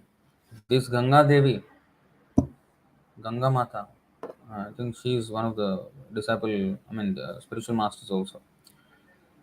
Both Purushottam Thakur and Kanu Thakur had many disciples from Brahmana families. Most of the Disciplic descendants of Kanu Thakur now reside in the village named Gadabeta by the river Shilavati in the Midnapur district. महाभागवत श्रेष्ठ दत्त उद्धारण सर्वभावे सेवे नित्यानंदेर चरण. Udharan Datta Thakur, the 11th among the 12 cowherd boys, was an exalted devotee of Lord Nityananda Prabhu. He worshipped the lotus feet of Lord Nityananda in all respects. Purport: Srila Bhaktisiddhanta Saraswati Thakur writes in his Anubhashya. Now, the Gaur Ganudesh Deepika 129 states that Udharan Datta Thakur was formerly the cowherd boy of Vrindavan named Subahu.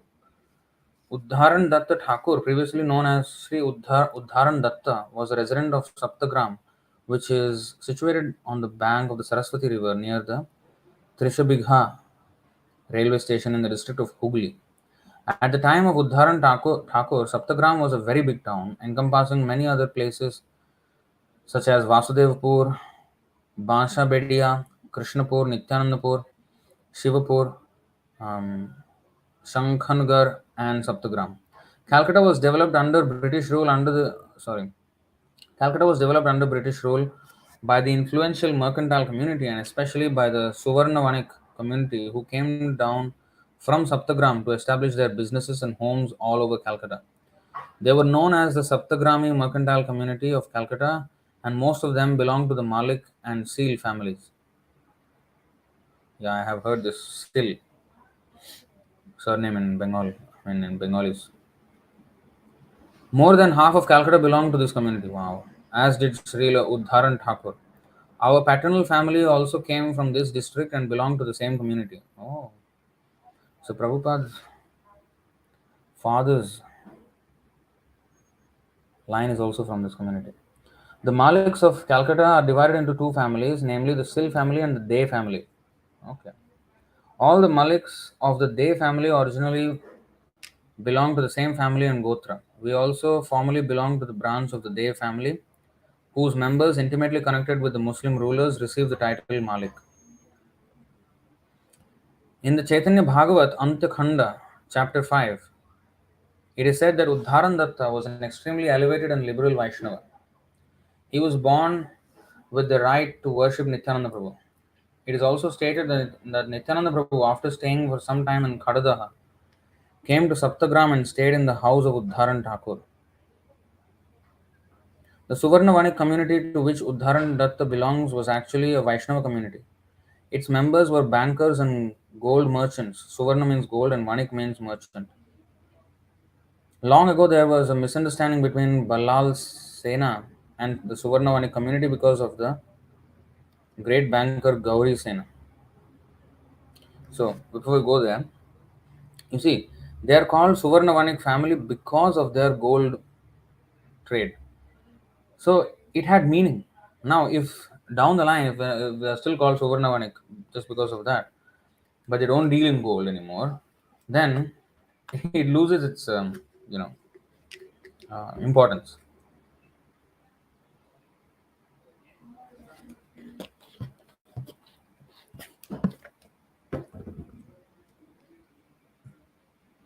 Long ago, there was a misunderstanding between Balal Sena and the Suvarnavani community because of the great banker Gauri Sena.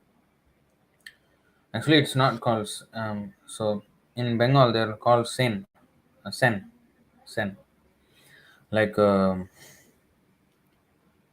we have that. What one lady came out of the actress Sushmita Sen. So actually, Sen is this. Although we pronounce it as Sena, but actually it's Sen. Gauri Sen. Balal Sen was taking loans from Gauri Sen and spending money extravagantly, and therefore Gauri Sen stopped supplying money. Balal Sen took revenge by instigating a social conspiracy to make the Suvarnavanik outcasts, and since then they have been ostracized from the higher castes, namely the Brahmanas, Kshatriyas, and Vaishyas. But by the grace of Sri Nityananda Prabhu, the Suvarna Varnik community was again elevated.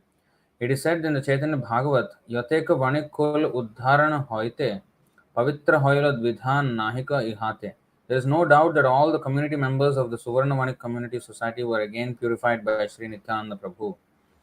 In Saptagram, there is still a temple with a six-armed deity of Sri Chaitanya Mahaprabhu, Shadbhuj deity, that was personally worshipped by Srila Uddharan Datta Thakur. On the right side of Sri Chaitanya Mahaprabhu is the deity of Sri Nityananda Prabhu, and on the left side is Gadadhar Prabhu. There are also a Radha Govinda Murti and a Shalagram Shila, and below the throne is a picture of Sri Uddharan Datta Thakur. In front of the temple, there is now a big hall, and in front of the hall is a Madhavi Lata plant. The temple is in a very shady, cool, and nicely situated location. Um, when we returned from America in 1967, this is Prabhupada, the executive committee members of this temple invited us to visit it, and thus we had the opportunity to visit this temple with some American students. That's nice. This is how pilgrimage should be done, by understanding the significance of each place and the history and all this like that. Formerly in our childhood, we visited this temple with our parents because all the members of the Suvarna Vanik community enthusiastically take interest in this temple of Uddharan Datta Thakur.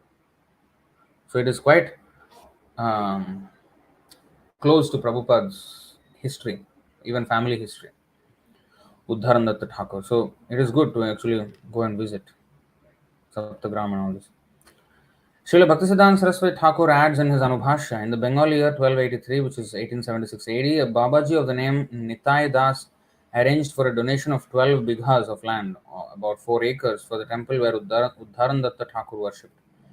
The management of the temple later deteriorated, but then in 1306, which is 1899 AD, through the cooperation of the famous Balram Malik of Hooghly, who was a sub-judge, and many rich Suvarnavanik community members, the management of the temple improved greatly. Not more than 50 years ago, one of the family members of Uddharan Datta Thakur named Jagamohan Datta established a wooden murti statue of Uddharan Datta Thakur in the temple, but that murti is no longer there. At present, a picture of Uddharan Datta Thakur is worshipped. It is understood, however, that the wooden murti of Uddharan Datta Thakur was taken away by Sri Madan Mohan Datta and is now being worshipped with the Shalagram Shila by Srinath Datta. Okay, something happened there. Uddharan Datta Thakur was the manager of the estate of a big zamindar in Naihati, about 1.5 miles north of Katwa. The relics of this royal family are still visible near Daihat station. Since Uddharandatta Thakur was the manager of the estate, it was also known as Uddharanpur. Uddharandatta Thakur installed Nitya deities that were later brought to the house of the Zamindar, which was known as Vanaujari Bad. Srila Uddharanath Thakur remained a householder throughout his life. His father's name was Shrikar Datta, his mother's name was Bhadravati, and his son's name was Srinivas Datta. So I think 10, 20 now, 10, 15, and 17. We have 61 verses in total. I'm thinking whether to finish this whole chapter today. What do you say? Please let me know in the comment section. Shall we finish this chapter quickly or shall we stop it here?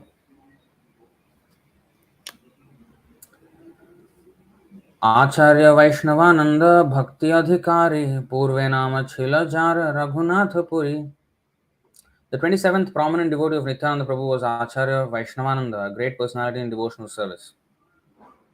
He was formerly known as Raghunath Puri. In the Gauraganodesh Deepika 97, it is said that Raghunath Puri was previously very powerful in the 8 mystic successes. He was an incarnation of one of the successes. Oh wow. That means the Yoga Siddhi took birth as a person. Wow. Vishnudas Nandan Ganga Das तीन भाई पूर्वे jar घरे छिला Thakur Nitai. Another important devotee of Lord Nityananda Prabhu was Vishnudas, and who had 2 brothers, Nandan and Gangadas. Lord Nityananda Prabhu sometimes stayed at their house. Purport: the 3 brothers Vishnudas, Nandan and Gangadas were residents of Navadvip and belonged to the Bhattacharya Brahman family. Both Vishnudas and Gangadas stayed for some time with Sri Chaitanya Mahaprabhu at Jagannath Puri, and Chaitanya Bhagavat states that formerly Nityananda Prabhu stayed at their house. Nityanand भृत्य परमानंद उपाध्याय श्री जीव पंडित Nityananda गुण गाय. Paramananda Upadhyaya was Nityananda Prabhu's great servitor. Sri Jiva Pandit glorified the qualities of Sri Nityananda Prabhu.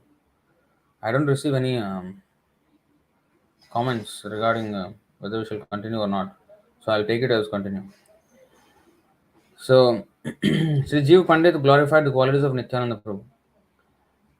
Purport: Sri Paramananda Upadhyaya was an advanced devotee. His name is mentioned in Chaitanya Bhagavat, where Sri Jiva Pandit is also mentioned as the second son of Ratnagarbha Acharya and a childhood friend of Hadai Ojha, the father of Nityananda Prabhu. Oh, Hadai Ojha is the father of Nityananda Prabhu. I never heard this. I know of a few Bengali devotees with at least 1 or 2 or 3 devotees with Ojha as the surname. Anyway, there were many Ojhas, but Hadai Ojha is the father of Nityananda Prabhu. I never knew this. In the Gauraganodesh Deepika 169, it is said that Sri Jiva Pandit was formerly the gopi named Indira. Paramananda Gupta Krishna Bhakta Mahamati Purve Jar Ghare Nityanande Ravasati. The 31st devotee of Lord Nityananda Prabhu was Paramananda Gupta, who was greatly devoted to Lord Krishna and highly advanced in spiritual consciousness. Formerly, Nityananda Prabhu also resided at his house for some time. Purport: Paramananda Gupta composed a prayer to Lord Krishna known as Krishna's Tattvavit. In the Gauraganodesh Deepika 194 and 199, it is stated that he was formerly the gopi named Manjumedha.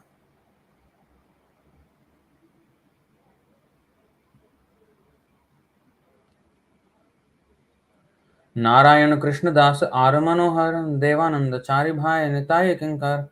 The 32nd, 33rd, 34th, and 35th prominent devotees were Narayan, Krishnadas, Manohar, and Devanand, who always engaged in the service of Lord Nityananda. Hoda Krishnadasa Nityananda Prabhu Pran Nityananda Padavinu Nahi Janeyan. The 36th devotee of Lord Nityananda was Hoda Krishnadas, whose life and soul was Nityananda Prabhu. He was always dedicated to the lotus feet of Nityananda, and he knew no one else but him. The residence of Krishnadas Hoda was Badagachi, which is now in Bangladesh. Nakadi Mukunda Surya Madhava Sridhar Ramananda Vasu Jagannatha Mahidhar.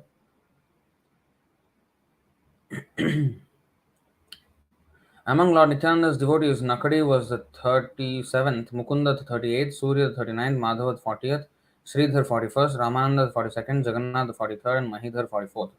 Purport: Sridhar was the 12th Gopal.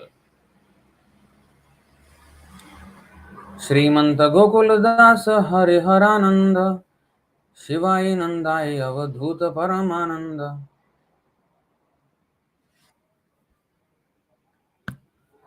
Srimanta was the 45th, Gokul Das the 46th. Srimanta was the 45th, Gokul Das the 46th, Hariharananda the 47th, Shivai the 48th, Nandai the 49th, and Paramananda the 50th. Vasantanavani Hoda Gopala Sanatan Vishnai Hajara Krishna Nanda Sulochan. Vasanta was the 51st, Navani Hoda the 52nd, Gopal the 53rd, Sanatan the 54th, Vishnai the 55th, Krishnananda the 56th, and Sulochan the 57th. Purport. Srila Bhaktisiddhanta Saraswati Thakur writes in his Anubhashya, Navani Hoda appears to have been the same person as Hoda Krishnadas. Really? The son of king of Badagachi. His father's name was Harihoda. One can visit Badagachi by taking the Lalgola Ghat railway line. Formerly, the Ganges or Ganga flowed by Badagachi, but now it has become a canal known as the Kalshir Khal. Near the Mudagacha station is a village known as Shaligram, in which King Krishnadas arranged for the marriage of Sri Nityānanda Prabhu, as described in Bhakti-Ratnakar 12th wave. It is sometimes said that Navani Hoda was the son of Raja Krishnadas. His descendants still live in Rukunpur, a village near Bahirgachi. They belong to the Dakshin Radhya Kayastha community, but having been reformed as Brahmanas, they still initiate all classes of men. Kamsari Sena Rama Kamsari Sena Ramachandra Kaviraj Govinda Sri Ranga Mukunda Tina Kaviraj. The 58th great devotee of Lord Nityananda Prabhu was Kamsari Sen. The 59th was Ram Sen. The 60th was Ramachandra Kaviraj, and the 61st, 62nd, and 63rd were Govinda, Sriranga, and Mukunda, who were all physicians. Purport. Sri Ramachandra Kaviraj, the son of Khandavasi Chiranjeev and Sunanda, who was a disciple of Srinivas Acharya, and the most intimate friend of Narottam Das Thakur. This is the Ramachandra Kaviraj. Okay, very good. Ramachandra Sangamage Narottama Das. This is Ramachandra Kaviraj.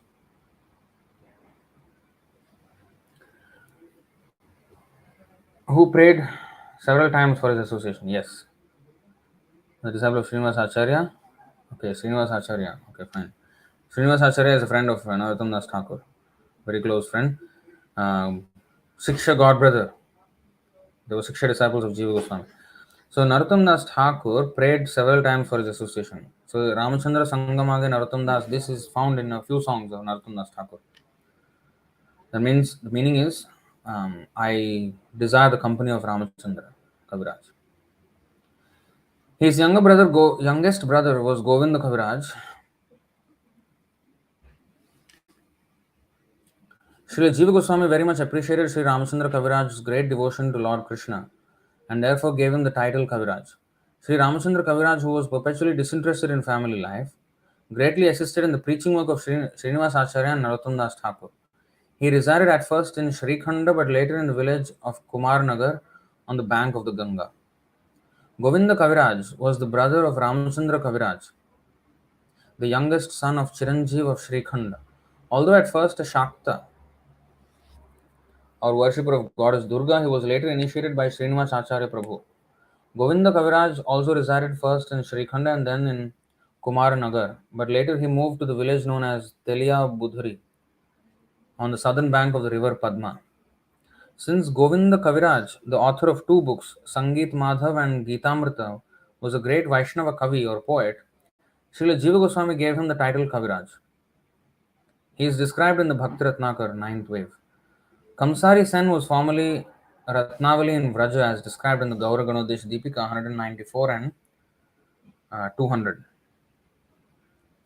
Pitambara Madhavacharya Dasa Damodar Shankara Mukunda Jnana Dasa Manohar.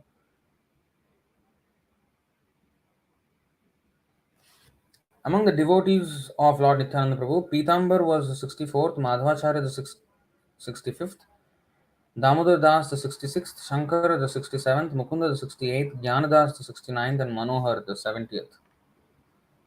नर्तक गोपाल राम भद्र नर्तक Gopal Ram Bhadra Gaurang Das Narasimha Chaitanya Meen Ketan Ramdas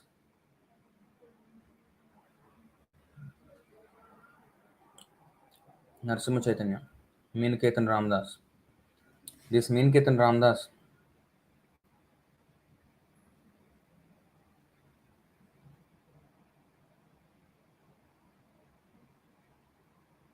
really?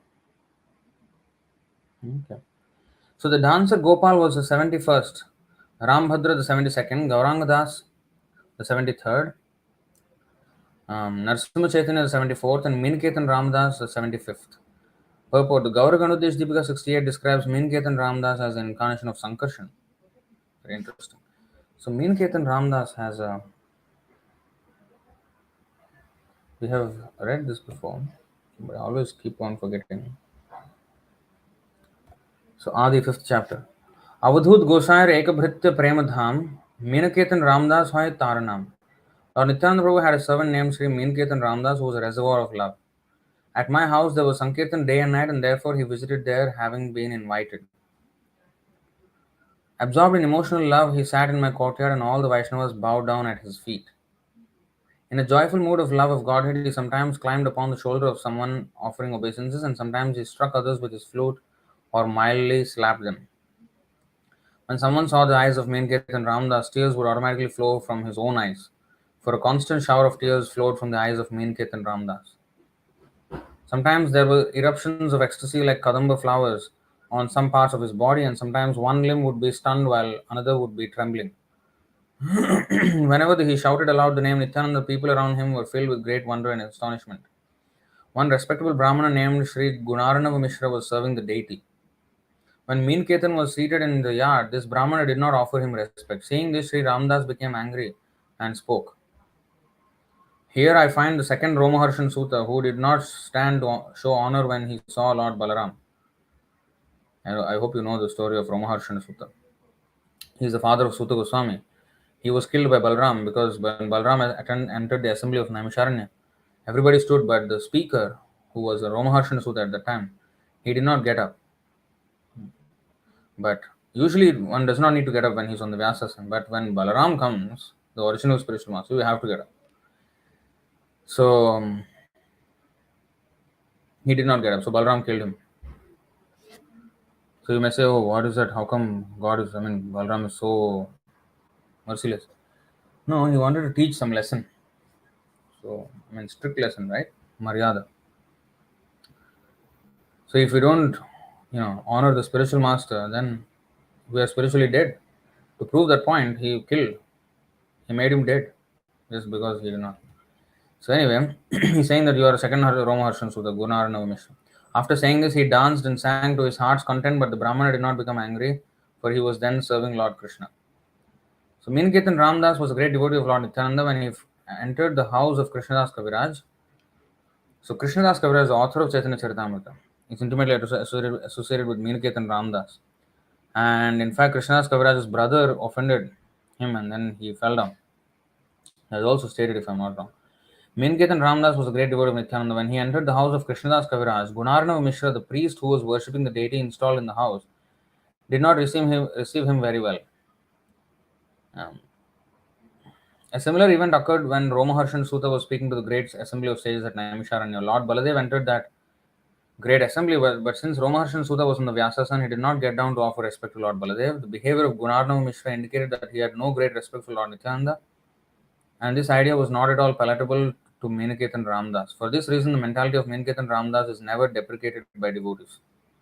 So although it looks like, oh, he did not offer me respect and therefore I got angry, it's not exactly that, because Meenaketan Ramdas was a Nityananda Prabhu's devotee, and this Gunarnava Mishra, he did not have much great regard for Nityananda Prabhu, although he was a very staunch devotee of Chaitanya Mahaprabhu, and therefore he did not treat the devotees of Nityananda Prabhu very nicely. That was the reason Menketan Ramdas, felt like that. So although it looks like a anger because of his own personal insult, but actually it was not. He understood the mind of Gunarana Mishra. At the end of the festival, Menketan Ramdas went away offering his blessings to everyone. At that time, he had some controversy with my brother, Krishnadas Kaviraj Goswami's brother. My brother had firm faith in Lord Chaitanya, but only a dim glimmer of faith in Lord Nityananda. Knowing this, Sri Ramdas felt unhappy in his mind. I then rebuked my brother. Krishnadas rebuked his brother. These two brothers, I told him, are like one body. They are identical manifestations. If you do not believe in Lord Nityananda, you will fall down. If you have faith in one but disrespect the other, your logic is like the logic of accepting half a hen. Ardha kukuti nyaya. It would be better to be an atheist by slighting both brothers than a hypocrite by believing in one and slighting the other. Thus, Sri Ramdas broke his flute in anger and went away, and at that time my brother fell down. I have thus described the power of the servants of Lord Nityananda. Now I shall describe another characteristic of his message. So, that is Miniketan Ramdas incident with Krishnadas Kaviraj Goswami in his house. And here it is mentioned Miniketan Ramdas is none other than Sankarshan himself, Lord Sankarshan. So he is the Lord actually. Vrindavan dāsa Narayani Nandan Chaitanya Mangal Jaiho Korila Rachan. Chaitanya Mangal, which is now called Chaitanya Bhagavat, because later on Lochan Das Thakur, he wrote Chaitanya Mangal, another book Chaitanya Mangal. So there were two Chaitanya Mangals. So Vrindavan Das Thakur changed his book to Chaitanya Bhagavat name. Vrindavan Das Thakur, the son of Srimati Narayani, composed Sri Chaitanya Mangal, later known as Sri Chaitanya Bhagavat. Bhagavate Krishna Leela Varnila Veda Vyas. Bhagavate Krishna Leela Varnila Veda Vyas. Chaitanya Leelate Vyas Vrindavan Das. Srila Vyasadeva described the pastimes of Krishna in Srimad Bhagavatam. The Vyasa of the pastimes of Lord Chaitanya Mahaprabhu was Vrindavan Das. Purport. Srila Vrindavan Das Thakur was an incarnation of Veda Vyas and also a friendly cowherd boy named Kusuma Pida in Krishna Leela. Okay, so he is the incarnation of two personalities, Veda Vyas and also Kusuma Pida, cowherd boy. In other words, the author of Sri Chaitanya Bhagavat, Sri Vrindavan Das Thakur, the son of Srivas Thakur's niece, Narayani, was a combined incarnation of Veda Vyas and the cowherd boy Kusuma Pida. There is a descriptive statement by Srila Bhaktisiddhanta Saraswati Thakur in his commentary on Sri Chaitanya Bhagavat, giving the biographical details of the life of Vrindavan Das Thakur. So, of course, that was not mentioned here, looks like.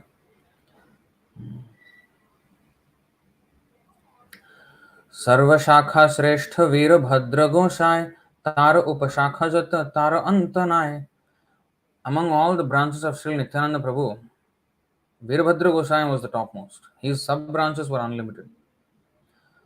Ananta Nityananda Gana Ke Karo Ganan Atma Pavitrata Hetu Likhila Katajan. You see, again, Atma Pavitrata Hetu. No one can count the unlimited followers of Nityananda Prabhu. I have mentioned some of them just for my self-purification.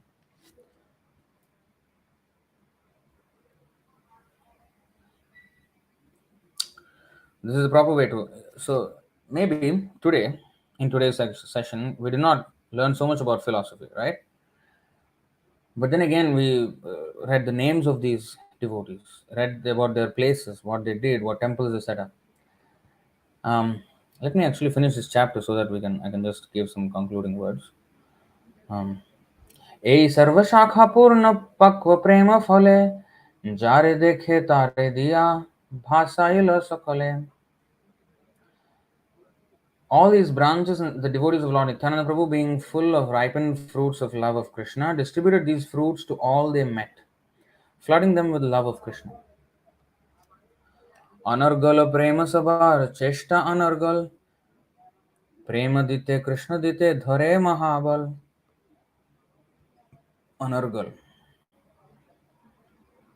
All these devotees had unlimited strength to deliver unobstructed, unceasing love of Krishna. By their own strength, they could offer anyone Krishna and love of Krishna. Look at this. Anargal prema sabar cheshta anargal prema dite Krishna dite dhare mahabal. This is pure devotee. Any pure devotee. Although these are the associates of Chaitanya Mahaprabhu and Nityananda Prabhu, but they are not limited to the contemporary associates of Nityananda Prabhu and Chaitanya Mahaprabhu. The associates of Chaitanya and Nityananda can come way after Chaitanya Mahaprabhu, like Prabhupada, Bhaktisiddhanta Saraswati Thakur, Bhaktivinoda Thakur. They are all Vishwanath Chakravarti, Baladev Vidyabhushan. All of them are associates of Chaitanya Mahaprabhu, but they came much later, of course, for obvious reasons, to revive the whole movement. So the associates of the Lord don't finish when the Lord goes away. So if you remember, Krishna, before he came down, when Brahma asked him to descend, because Mother Earth asked Brahma for relief from the burden that was being caused by so many unruly kings on her surface. Then Brahma went to request the same of Vishnu, and Vishnu ordered Brahma to tell the demigods that, okay, you know what, I'm coming. And he asked all the demigods to take birth first on the earth. And in that families where demigods are, have taken birth, and other pure devotees from spiritual world, they also come down. So in those families, in that family, Chaitanya, Krishna and also the other associates all descended. Now, so that means when Krishna comes, before he comes, his associates come, like Advaita Acharya came, Nityananda Prabhu came. They both are, Advaita Acharya was already like an old man before Chaitanya Mahaprabhu even appeared. As he was praying for the advent of Chaitanya Mahaprabhu, he was already quite, aged. So his associates come before him and create the ground and create the circumstances where in those families, and not only demigods come, his eternal associates from spiritual world also come, and then they come and lay down the foundation, and then he comes, and while he's there will be so many associates, and even after he's gone there still be associates. His acharya, his devotees will come as acharyas to sustain that whole effort, that whole parampara, that knowledge, the mission, everything is being handed to the pure devotees in his line. So here it is said all these devotees which were mentioned today had unlimited strength to deliver unobstructed, unceasing love of Krishna. So you all have heard so many names today, so many names we all have heard. Many of them we remember, some of them we remember, many of them we forgot. But just by chanting those names and you hearing those names, we have become purified today. Because they are not ordinary people, they are very dear to Nityānanda and Chaitanya. And so when we even chant their names, we become purified. So purport, Srila Bhaktivinoda Thakur has sung Krishna se tumar Krishna dite par, tumar shakati ache. In this song, Bhaktivinoda Thakur describes that a pure Vaishnava, as the proprietor of Krishna and love of Krishna, can deliver both to anyone and everyone he likes. Therefore, to get Krishna and love of Krishna, one must seek the mercy of pure devotees. Srila Vishwanath Chakravarti Thakur also says, Yasya prasadat bhagavat prasado, Yasya prasadan nagati kutopi. By the mercy of the spiritual master, one is blessed by the mercy of Krishna. Without the grace of the spiritual master, one cannot make any advancement. By the grace of a Vaishnava or bona fide spiritual master, one can get both love of Godhead Krishna and Krishna himself. Sankshepe kahilae Nityandagan Jahara avadhina paye sahasravadan. I have briefly described only some of the followers and devotees of Lord Nityananda Prabhu. Even the thousand-mouthed Sheshanag cannot describe all of these unlimited devotees. Shri Rupa Raghunath Pade Jarash Chaitanya Charitamrita Kohe Krishna Das. With an ardent desire to serve the purpose of Shri Rupa and Shri Raghunath, I, Krishnadas, narrate Shri Chaitanya Charitamrita following in their footsteps. This is the last verse of every chapter of Chaitanya Charitamrita by Krishnadas Kaviraj Goswami. Purport. Thus end the Bhaktivedanta purports of Sri Chaitanya Charitamrita Adilila 11th chapter in the matter of the expansions of Lord Nityananda. So we have completed the whole chapter today. So finishing note on this. Now many of these devotees mentioned, it is mentioned that their temple, was in this village, and Some of them are like dilapidated buildings and nothing much is happening, and their family members are like, some of them are following, some of them are like not so following. Now we have heard about all this. Now we may think, if they were such highly elevated devotees, the 12 Gopala, the cowherd boys of associates of Balram, who came down, and then others who are also all pure devotees, and here in this verse it is said that they are Anargal Prema Sava Cheshta Anargal Premaditya Krishnaditya Dhare Mahabal. They're so great, they can give Krishna and Krishna Prem and everything. They're so powerful, they can deliver universes on their own. Now, why then are they did they play a role which is seemingly not so prominent? Like we see, for example, Bhaktivinoda Thakur preached very widely, and he was, greatly known for his, writings and preachings and everything. And of course, we have Bhakti Siddhanta Saraswati Thakur, who organized the whole preaching in much more organized way. He established, but like Bhaktivinoda Thakur, he was lecturing, he was writing, but he did not establish temples and disciples and training and start a movement like that. Bhaktivinoda Thakur did not do that. Of course, Prabhupada says Vaishnava is so powerful that he can do everything on his own, but he leaves the service to others so that others can do. So Bhaktivinoda Thakur did not conduct it in an organized way. He wrote and he preached, and he turned the minds of educated people towards Vaishnavism, because people were thinking it is just like a, all kinds of illicit sex goes on in the name of Vaishnavism. That's what their idea was, but he changed that. Um, but later on, Bhaktivinoda Thakur organized the whole preaching. He set up temples, initiated devotees, and like um, constructed temples wherever he went, and revived the places of Chaitanya Mahaprabhu's, what is that, South India tour, and all these things, and many of the places of the Vaishnava Thakurs, that are mentioned in these pages here in these verses. He went to all those places and revived those places, and he basically, and his goal was to reach out to the foreign countries.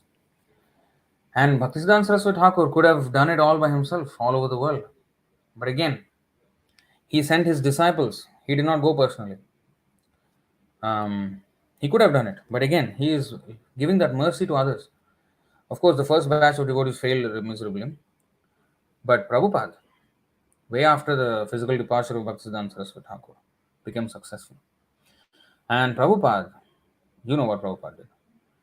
Now, that is quite a significant contribution in our eyes. I mean, he's done so much. So he lives up to the name of associate of Chaitanya Mahaprabhu and Krishna. What about the others names who are mentioned here and seemingly do not play that much of a significant role? Seemingly in like initiating many devotees or something like that. Now, this is something we have to understand, that even now Vyasadeva is still on this planet in the Himalayas, in the Uttara Badri, which is not accessible to ordinary people. And similarly, it is also said that the two kings who will rule the earth after the end of Kali Yuga, this Kali Yuga, and they will revive the Satya Yuga under the auspices of Kalki avatar. Those two kings are already here on the earth. They are waiting for the time when Kali Yuga will be finished, and then they will start ruling. So these things are mentioned, and many other such details are mentioned, which is very hard to understand.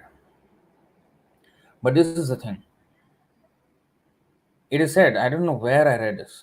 So it is said that actually Krishna gets disgusted with all these materialistic people in the world, and he sometimes thinks that why should I even maintain them? What is the point? These people are not even turning to me. He gets angry. In fact, it is said that at the end of the universe, the time of its dissolution, it is dissolved or it is destroyed because of the anger of Mahavishnu, or yeah, Garbhodakashaya Vishnu, Mahavishnu, something like this. So the Lord becomes so angry that his fire starts emanating from his eyes, and then the whole thing is burned to ashes, and the whole universe is destroyed. Now, that is because he is very much angry that none of them are, after so much chance I have given for 311 trillion 40 billion years, still they are not turning to me. I mean, how much? So he also gets sometimes, his patience is tested. But of course, after some time, he again becomes, not humble. Sorry, what is the word? Compassionate. Again, he creates. So even in this creation and destruction of the universe, it's not just that he's putting on display his engineering capabilities and look at how great of a creator I am and engineer I am. That's not the whole point. The whole point is to give us a chance to reclaim ourselves. And he sends not only he does not only create the material world, but he sends acharyas. He comes repeatedly. So much he does for us, and we don't reciprocate. So many times, Krishna is actually not interested in this material world, in anybody, in any of these materialistic people. But why does Krishna still maintain? That is because there are still some pure devotees on the earth. So, considering their presence on the earth, he makes everything, all arrangements, nicely. Now, I don't remember where I read this. I read this quite long ago, many years ago. So, he's doing this just even Hanuman is still around, right? He's Chiranjeev. In Bhima's time, he was there, but he did not play much role. You see, after the Ramayana, he did not play much role, and he's showing off everywhere. He's trying, nothing. He's just chanting the name of Ram, and he's somewhere. We don't know where he is. So, because of just the presence of the pure devotees, the Lord is interested to maintain this material world, and in order to sustain his compassion for the fallen souls, he now and then he sends his pure devotees down so that even if he is so much fed up with our disposition, just by the considering, oh, the my dear devotees are there, okay, I will supply. So he's still maintaining this world. So in this way, it is said that just by the presence, the world is purified just by the presence. Like you see, Gaur Kishore Das Babaji, he was such a is a Sakshat Vairagya Murti. He was so renounced, and he was not interested in any fame or nothing like that. And if you see in the matter of how many disciples or how many temples he started, nothing. Only one disciple, Bhaktisiddhanta Saraswati Thakur. Seemingly nothing. But Bhaktisiddhanta Saraswati Thakur had so much respect for his spiritual master, Gaur Kishore Das Babaji, um, because he's a pure devotee. So, why did he take initiation from him? Means how much spiritually powerful Gaur Kishore Das Babaji is. You see? Although externally is so called illiterate. So, this is the thing. So, and today, Gaur Kishore Das Babaji is known all over the world. Although nobody knew him at that time, now everybody knows him. Same goes to with Rupa Goswami. I mean, Rupa Goswami already he was quite famous at that time also, but now the whole world knows him. Like people from all over the world know him, Rupa Goswami, and all the Goswamis and everybody. So, and the books that they wrote, I mean, how much it is helping us. But even those devotees who have not written anything, just by their presence, the Lord wanted to be in their company. What do you mean? I mean, what else do we need to understand? So, of course, there are many other hidden things which we are not even aware of. What other things they have done, we are not aware of. Very little, as Krishnadas Kaviraj Goswami himself says. I have just explained a glimpse of it, but even Chaitanya Charitamrita at the end he says, I have only touched upon one drop of the ocean of Chaitanya Mahaprabhu's pastimes. Um, so, I mean, so this is the influence of the devotees. So much, we don't even know many of the things. But anyway, um, it is understood like this. So we should never discount or belittle the position of any of these Vaishnavas. thinking, oh, they're not so important. Yeah, I mean, in historical sense, maybe not so important. But if Krishna, Nityananda Prabhu chose them, 12 Gopals, to descend into this material world, I mean, how much important for him they are. And if they are important for the Lord, then we might as well respect them, because otherwise the Lord will be displeased if we, you know, and given a chance, they would write, they would do everything, but they act according to the desires of the Lord. If the Lord wants them to just be an associate and sing kirtan for him, or do some other thing, they will just do that. But if the Lord wants the same person to write big scriptures, they will write that. It's not that these devotees, they could not write anything, that's why they did not write. No, the Lord wanted a certain thing. Like for Gaur Kishore Das Babaji, the Lord wanted him to exhibit the symptoms of renunciation. Same with Raghunath Das Goswami. So they displayed that. In whichever way the Lord empowered them, and wanted to use them as a, in whichever way, they are just agreeable to whatever the Lord wishes. You see? So it's not that they always want to be having an important name in association with the Lord, like, I am your close devotee, Krishna, so whenever you go down to the earth, make sure I'm in the one of the important list. Don't put me in the side list, side, So they're very, they just do whatever Krishna wants them to do. That's it. Even if it is a very small thing or very big thing, whatever. But they have, like you see, this is the verse. This verse actually proves. What is that? Anargal prema sabar cheshta anargal prema dite Krishna dite dhare mahaval. All these devotees had unlimited strength to deliver unobstructed, unceasing love of Krishna. By their own strength, they could offer anyone Krishna and love of Krishna. Each of them can deliver universes put together. So powerful they were. But they acted as the Lord wanted. Just like the Jay and Vijay, they became demons. Of course, on one side it is, oh, they offended the devotees. But on the other side, the Lord wanted to have his pastimes in the material world. If he has to come as Narsimhadev and kill someone, somebody has to be, worthy enough to be killed by the Lord. Who will be worthy enough? A devotee. So these incidences were, formulated by the Lord, by the plan of the Lord, so that they come, and then, so they were known as the demons. And now, even now, everybody, Hiranyakashipu, Ravana, we treat them as demons and all that.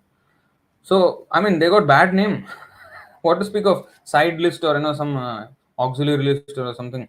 They were known as demons. They got such a bad name, but they did not mind.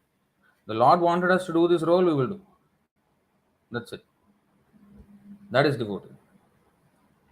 So whatever the Lord wants us to do, that's it. Karishye vachanam tava. Not too much. And whatever the Lord asks. If the Lord asks him to do, write, each of these devotees can write volumes of books, we can never even understand. That much they know about the Lord. I mean, to be among the 12 confidential cowherd boys in the entire Golok Vrindavan, which is consisting of, just to understand how big Golok Vrindavan planet is, all the material planets of this universe is like one universe and millions of planets. And there are millions of such universes. And all the millions of trillions and trillions unlimited universes put together is not as big as one Vaikuntha planet. One Vaikuntha planet, each Vaikuntha planet is bigger than all the universes put together. And there are millions of such Vaikuntha planets. And Golok Vrindavan planet, all the Vaikuntha planets put together, Golok Vrindavan planet is bigger than all of them put together. Just imagine the number of cowherd boys, the number of gopis, cows, and all these associates. Among them, 12 were chosen to come with Nityananda Prabhu. Do you think they are some lightweight characters? So we should never make that mistake and think they are unimportant devotees. No, they're still important. How much important they are? So we should understand like that. Even the gopis came, right? Chandravali, everybody came. All the gopis, the Manjaris, many came. So each of them are as powerful as Rupa Goswami, Sanatana Goswami, or anybody, any of the acharyas. This is our understanding. This is how we should understand. All right, so I will end it there, and I'll take any questions. I think there are a few.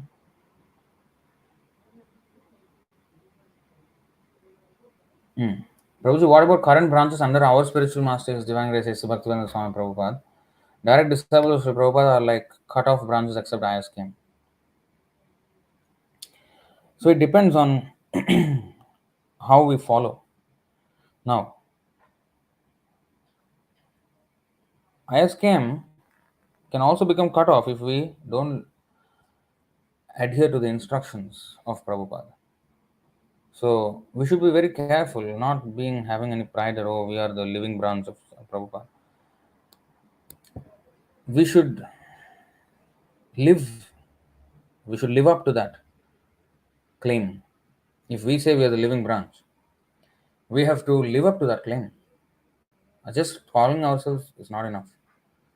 So why I'm saying this because I mean, devotees have to be careful that this is not oh they're all dead. We are the victorious branch.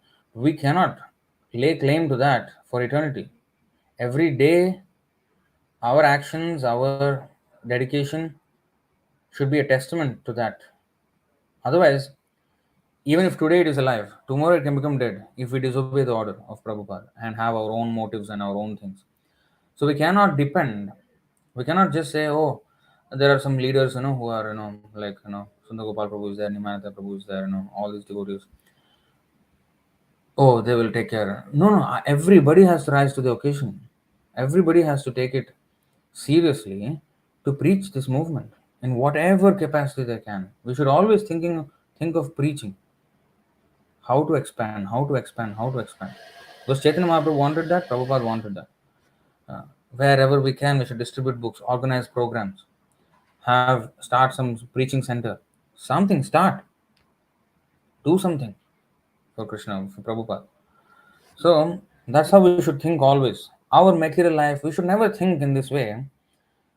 If we have to live, if this ISKM branch has to be a living branch of Chaitanya tree, then we cannot think, oh, I will have my family, I'll chant some Hare Krishna, I'll read some books, you know, work a job, and let my child become a big topper in the universities, and let him get a job and chant a little bit and donate a little bit. That come on, we'll be dead in no time. Okay? So that is not how we should think. Our thing should be preaching. Preaching is our life and soul. Everything else, family, work, everything is secondary.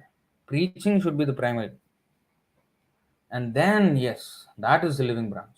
The fire. Prana ache jar shay hetu prachar. Bhakti Siddhanta Saraswati Thakur says. Those who have life, they will preach. So we have to be spiritually alive. We cannot become spiritually dead. This, if we take spiritual life as one of the components of life, but there are other interesting components of life as well, we are dead. Spiritually, we are dead already. There should be nothing more interesting or more valuable than our spiritual life. That is only focus. Even if I'm doing anything else, it is only incidental, something which is a remnant of my karmic reactions, and I'm just living through that. But my main focus is becoming a devotee and preaching. Jare dekha tare kaha Krishna upadesh. If we don't follow this instruction, then we'll become dead. If we are looking at people and they're not preaching, if you're not having any programs or some idea for preaching, and or if we don't have any idea, assist those who are preaching and learn, then eventually we will also get that feeling of, oh, I should help others. If we don't have that feeling, then we have not understood the value of Krishna consciousness ourselves. Because if I'm really, really, really convinced, then I will want to convince others. Arey, there is no other way except Krishna consciousness. Otherwise, everybody will suffer. So I must help them. How can I see them suffering? So that feeling should come. That will only come when I am totally convinced that happiness is only in Krishna consciousness. But if I don't have the conviction, I myself have ideas of happiness in watching, some Instagram, like TikTok and all that. So I think, okay, materialists, they are watching, they are enjoying, I am also enjoying. We don't have the idea that they're actually suffering, because we are also in the same suffering, the same boat. We don't understand. So unless we understand thoroughly, We cannot really preach. And then we'll become dead. We'll become a dead branch. So we cannot allow that to happen. That is the point.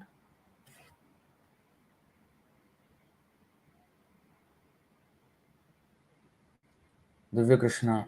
Vishnu as super soul is in spiritual world also, Prabhuji, in Mother Lakshmi at Vaikuntha. Well, Madhvacharya said like that, but as we understand, um, super soul is Paramatma is in the material world. But in the spiritual world, there is no need of super soul because the Bhagwan in his Bhagwan picture is already there. Whereas because we have come far away from him, outside of his association, he still wants to give us his association and see us. He no need to. He actually doesn't need to stay in everybody's heart as Paramatma. He doesn't need to because he can see without even being as a Paramatma. But he stays because he loves us. He stays just beside us in the heart. It is out of love that he's doing it because we have come far away. But there we are with him, so there's no need of super soul. So Bhagwan and super soul is all one there. And Bhagwan picture is already there. But yes, it is mentioned there by Madhvacharya. I mean, there is no difference between Paramatma and Bhagwan feature because when there's Bhagwan feature, Paramatma feature is already included in that. So in that way, you can take it. Or even if he has explained like that, we follow our explanation of our acharyas, especially Prabhupada and our Gaudiya Vaishnava Sampradaya. They mention that Paramatma is in the material world, not in the spiritual world, because we have come far away. So he is just wanting to stay with us. There, he's already staying with us in the spiritual world. So there's no need. Keshav Krishnadas. If Mother Lakshmi is independent of Vishnu Tattva, so can we offer tulsi leaves and garlands to her?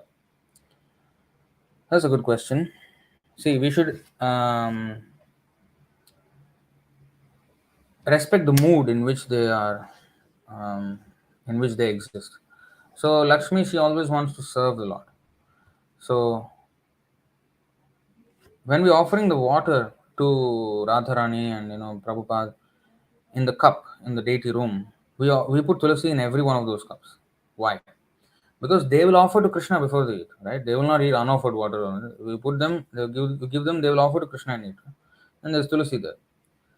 So, so we don't put tulsi at the feet of Radharani, although she's also non-different from Krishna. But her mood is she's servitor. So Krishna created, not created in that sense, but he has Radharani for a particular purpose. And we should respect that. But Chaitanya Mahaprabhu, although a devotee, we still offer tulsi at his feet. That's what Acharyas have, Prabhupada has mentioned. So, but we still respect his devotee attitude. But we also worship him as Krishna himself. So there is a combination of both there. But for Lakshmi, we cannot offer tulsi at her feet. Tulsi garland, no, only to Narayan. You can put in the hand, like Radharani's hand, you can put tulsi garland, because she will offer to then to Krishna, like that.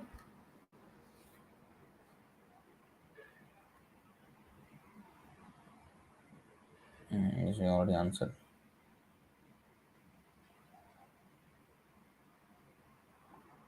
Divya Krishna Mataji. Prabhuji, even now after Panchatattva and our spiritual master disappeared, if any pure devotee exists, they are also in line of Srimati Radharani and Nityānanda Prabhu. Yes. But such a devotee does not have to necessarily become a Diksha Guru. It can be a Siksha lineage, but Prabhupada is the Diksha Guru because that is his order.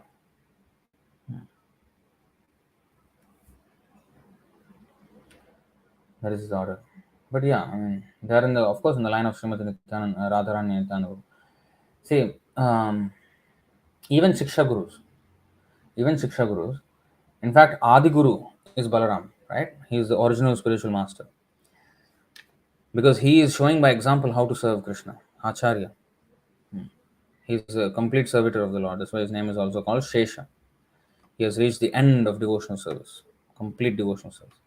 So he is the original Acharya, and therefore, um, any guru, even Diksha Guru or Siksha Guru, even is to be considered an expansion of Nityananda Prabhu. It's all stated in the first chapter of this book, Adilila, Chaitanya Charitamrita. The Siksha Guru, the Diksha Guru, we have gone through all these topics in the first chapter itself. So, Guru is a manifestation of Balaram. Whether Shiksha, Diksha, all are, in fact, Diksha Guru is a manifestation of Madan Mohan Vigraha, deity, and Shiksha Guru is a manifestation of Govinda Vigraha, which is the um, so Diksha Guru is the Madan Mohan is the in charge of Sambandha Gyan. Govinda is in charge of the Abhidheya process, and Gopijana Vallabha is the in charge of um, Gopinath is in charge of um, Prayojana, the love of Godhead. So each of these departments of advancement is there's a predominating deity for that. So it is said that Madan Mohan Vigraha, who is in charge of the Sambandha Gyan, who is the presiding deity of Sambandha Gyan, the Diksha Guru is a manifestation of Madan Mohan Vigraha. Shiksha Guru is a manifestation of Govinda Vigraha. And there's no difference between Madan Mohan and Govinda. So they're all to be considered as expansions of Nityananda Prabhu.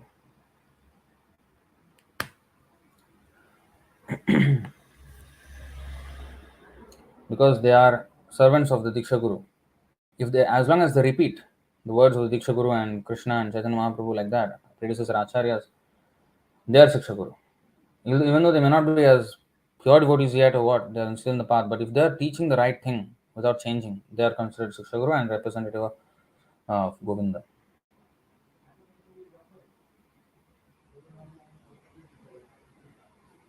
Hanuman is in Kim Purusha Varsha. Yes, he is there. Yes, he is actually in Kim Purusha Varsha. Correct. Rajeshwari Mataji, Prabhuji, these all associates who takes part in the Leela of Krishna after winding up here, will they take part in the next Leela wherever it is going to be, or they attain their Swarup? So, okay. When they come down to this material world, it is not that they are not present in their Swarup in the spiritual world, because the spiritual pastimes are eternal, and Krishna's pastimes in this material world are also eternal. That means wherever Krishna is going next, they are also going with him, the eternal associates. Now, but if they keep on going with Krishna like that, Krishna is also keep on going, to all these universes, and so is Krishna really there in the spiritual world? Yes, and he's there in this. It's not that he's descending so that he's no more there in the spiritual world. Everybody is waiting for him to come back from earthly pastimes. No. He's there, and he's here also. And we have example, right? Yamaraj. His son is Yudhishthir Maharaj, and Yamaraj came as Vidura. Of course, at that time he descended and Aryama took over his seat. But then Kunti Devi prayed to Yamaraj, and then Dharmaraj, and then Yudhishthir Maharaj was born. How does that happen? And later on, Yudhishthir Maharaj spoke to Dharmaraj at the lake, when all the Pandavas, they became unconscious, dead actually. Then they were brought back to life after Yudhishthir Maharaj satisfied Dharmaraj with his answers. So how to understand? Why is he here or is he there? What is going on? So they can simultaneously exist, and we have also seen that 2-3 personalities can incarnate in one person. That is also there, or one person can incarnate in two personalities. So in this way, we cannot even imagine how the Lord and his expansions are there. Like for example, Prabhupada Murti is everywhere, all over the world. So is he taking offering from our temple or another temple? He's taking from everywhere, but he's everywhere. How can one person be everywhere? Can. A pure devotee can. By the power of the Lord, he's empowered to accept worship from everywhere, all his disciples everywhere. So, we should not calculate like materially, oh, he's here, he's not there. He's there also. And they go. Yashoda, she goes. Everywhere I'm Krishna, every time there is Janmashtami, Leela, everywhere, in every universe. Nitya Leela. Every one of these Leela is Nitya Leela. Narsimhadev is going somewhere else, another universe. is going on. So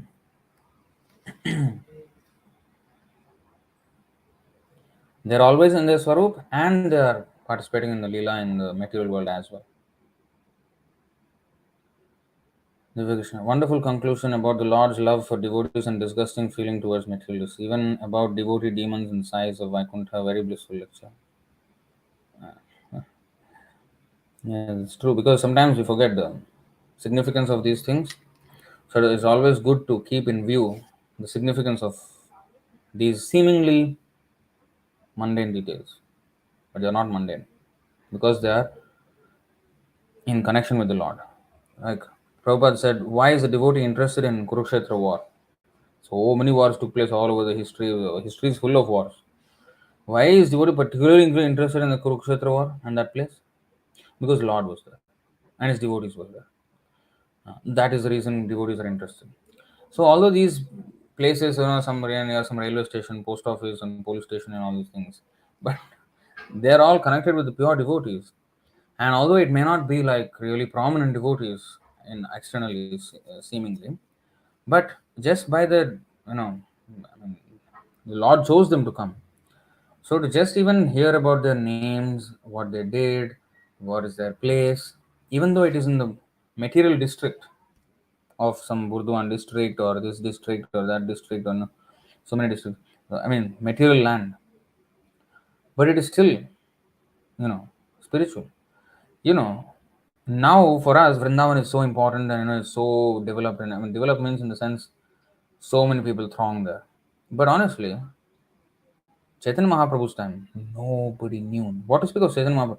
Even after the Goswamis have, constructed such temples and everything, until Prabhupada came, very, very less people. It was a deserted place. I mean, very few people were there. Yeah, people were there, but nothing like what it is today. How much crowded it is today. It is only because of Prabhupada's. So, there is a nice verse. Let me, you know, I mean, we know this verse, right? Tirthi kurvanti tirthan. In the Narada Bhakti Sutra, 69th verse, I think.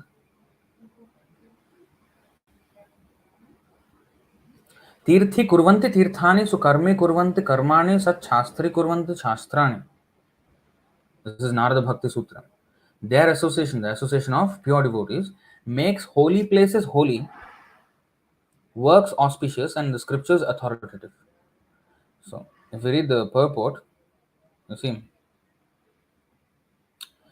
I recommend you read the purport. It's quite long and it's quite already late now, 11:15. So, I'm sorry, it's quite a long purport here. You can read this. How, you know, you see, Srila Prabhupada's preaching of the Bhagavad Gita, Shastri Kurvanti Shastran, even Bhagavad Gita, yeah, it was famous, but it was not as famous as what it is now.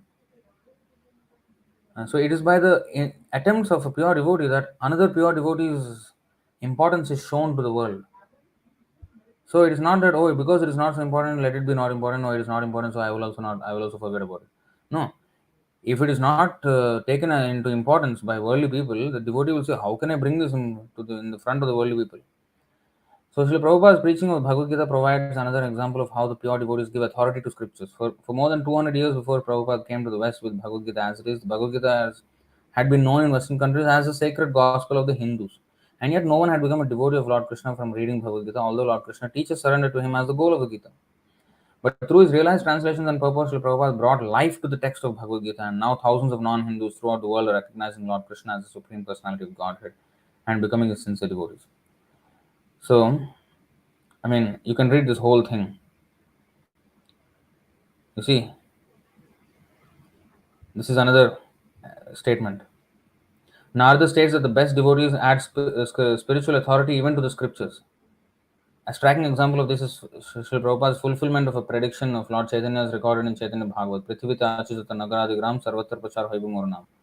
In every town and village of the world, my name, the holy name of Krishna, will be preached. This statement used to puzzle Vaishnava scholars. Some said it was to be taken allegorically. How could mlechas in Western countries take up the worship of Lord Krishna and Lord Chaitanya and chant Hare Krishna in their towns and cities? But Srila Prabhupada proved the skeptics wrong. On his spiritual master's order and by Lord Chaitanya's grace, he created the Hare Krishna movement, which quickly spread until newspapers and commentators proclaimed Krishna chants startles London, and Hare Krishna has become a household word. So, you see, just because at that time it was not done, it's not that they are just forgotten statements. Okay, you know what, just give in to the fact. No, a devotee sees how this can be, worldwide known. Huh? These places which are mentioned of all these devotees, they are in dilapidated condition. You know what that means? It is not that that devotee is not important, or that place is not important. No, it's because the people now don't understand the importance of these devotees. The condition of those places, if it is dilapidated, that means it is a reflection of our understanding, or how important we find that to be, how immaculately we maintain modern establishment, modern buildings, modern railways, all this infrastructure, because we consider them important.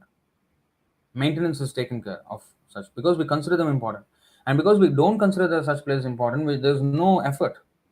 So it only reflects on our unfortunate condition that those places are like that, but it does not reflect on the personality who, the pure devotee to whom that place belongs, or how it is related to him. So this we have to understand. It's a reflection of our lack of adherence to this whole process and faith in the whole process. um, but it's not nothing to do with the Vaishnava. In Sri Sampradaya, Tulsi garland is offered to Lakshmi Devi. How to understand this? Well, I don't know. We'll follow our Sampradaya.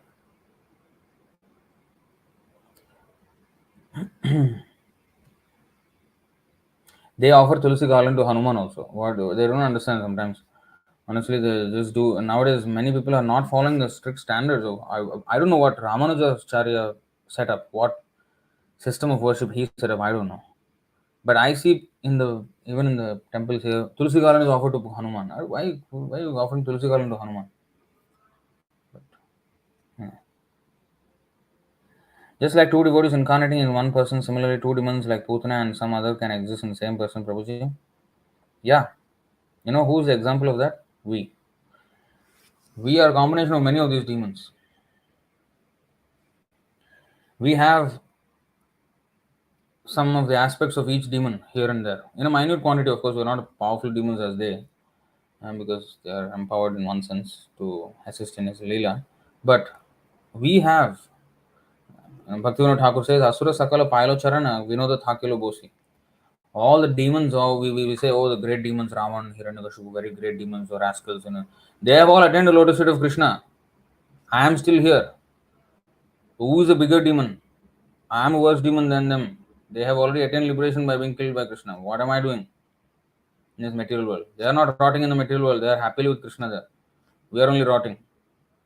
So we are actually the demons that are within us, the demon-like desires. They are given a face, Hiranyakashipu, soft bed and gold. How many devotees, even among devotees I see, they like to sleep on soft bed. Hiranyakashipu.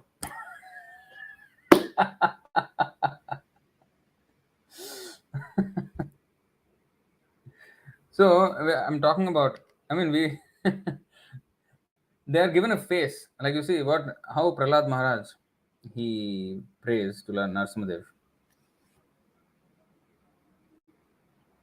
5:19:7. No, not this one. Om Namo Bhagavate Mahanarsimhaya. Randhaya. Okay. 5:18:8. Yeah. Om Namo Bhagavate Narsimhaya. Namastejas Aviravirbhava. Vajranakha Vajradamshtra Karmashayan Randhaya Tamo Grasa Om Swaha Abhayamatmani Bhuyishtha Om Shram. So Prahlad Maharaj is praying to Narasimhadev. Karmashayan Randhaya. He is not saying kill my father, kill Hiranyakashipu, kill these demons, that demon. The demons are my Karmashayan. The demoniac desires to be happy by material activity. If I want to be happy by materialistic activities, I'm a demon. The multiple demoniac tendencies are in me. So each of these demons they embody a particular demoniac desire. Um, so there is, I think, Arishtasura. There is a meaning of Arishtasura also. Nice meaning of Arishtasura. But anyway, so every demon they signify or embody a particular demoniac desire. All those desires are in me. So the demons when they are killed, it is actually the lesson that we have to take is all those demons. That's why he is praying like the karma shayan randhaya randhaya. Kindly destroy, like you destroyed Hiranyakashipu. That Hiranyakashipu kind of mentality is in me. Destroy that and make me pure. So tamo grasa grasa, kindly drive away the ignorance of this material world. You see? Abhayam abhayam, fearlessness. Fear, when will become fearful? What is that? 11:2:37. What is that verse? I'm sorry, I'm taking too much of your time. I'm going to finish. 11:2:37. Yeah, bhayam dvitiyabhiniveshata syad ishadapesasya viparyayo smritiha. So fear arises when a living entity misidentifies himself as the material body because of absorption in the external illusory energy of the Lord. When the living entity thus turns away from the Supreme Lord, he also forgets his own constitutional position as a servant of the Lord. That's when fear comes. So abhayam means don't make me forget you. Always remember you so that I'll be always fearless.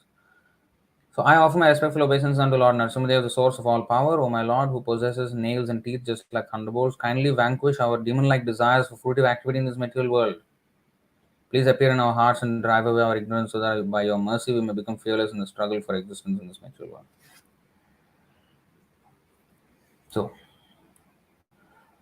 So that is the thing. So thank you very much. Hare Krishna. Chaitanya Charitamrita ki jai. Nityananda Prabhu ki jai. Nityananda Prabhu Vamsha ki jai.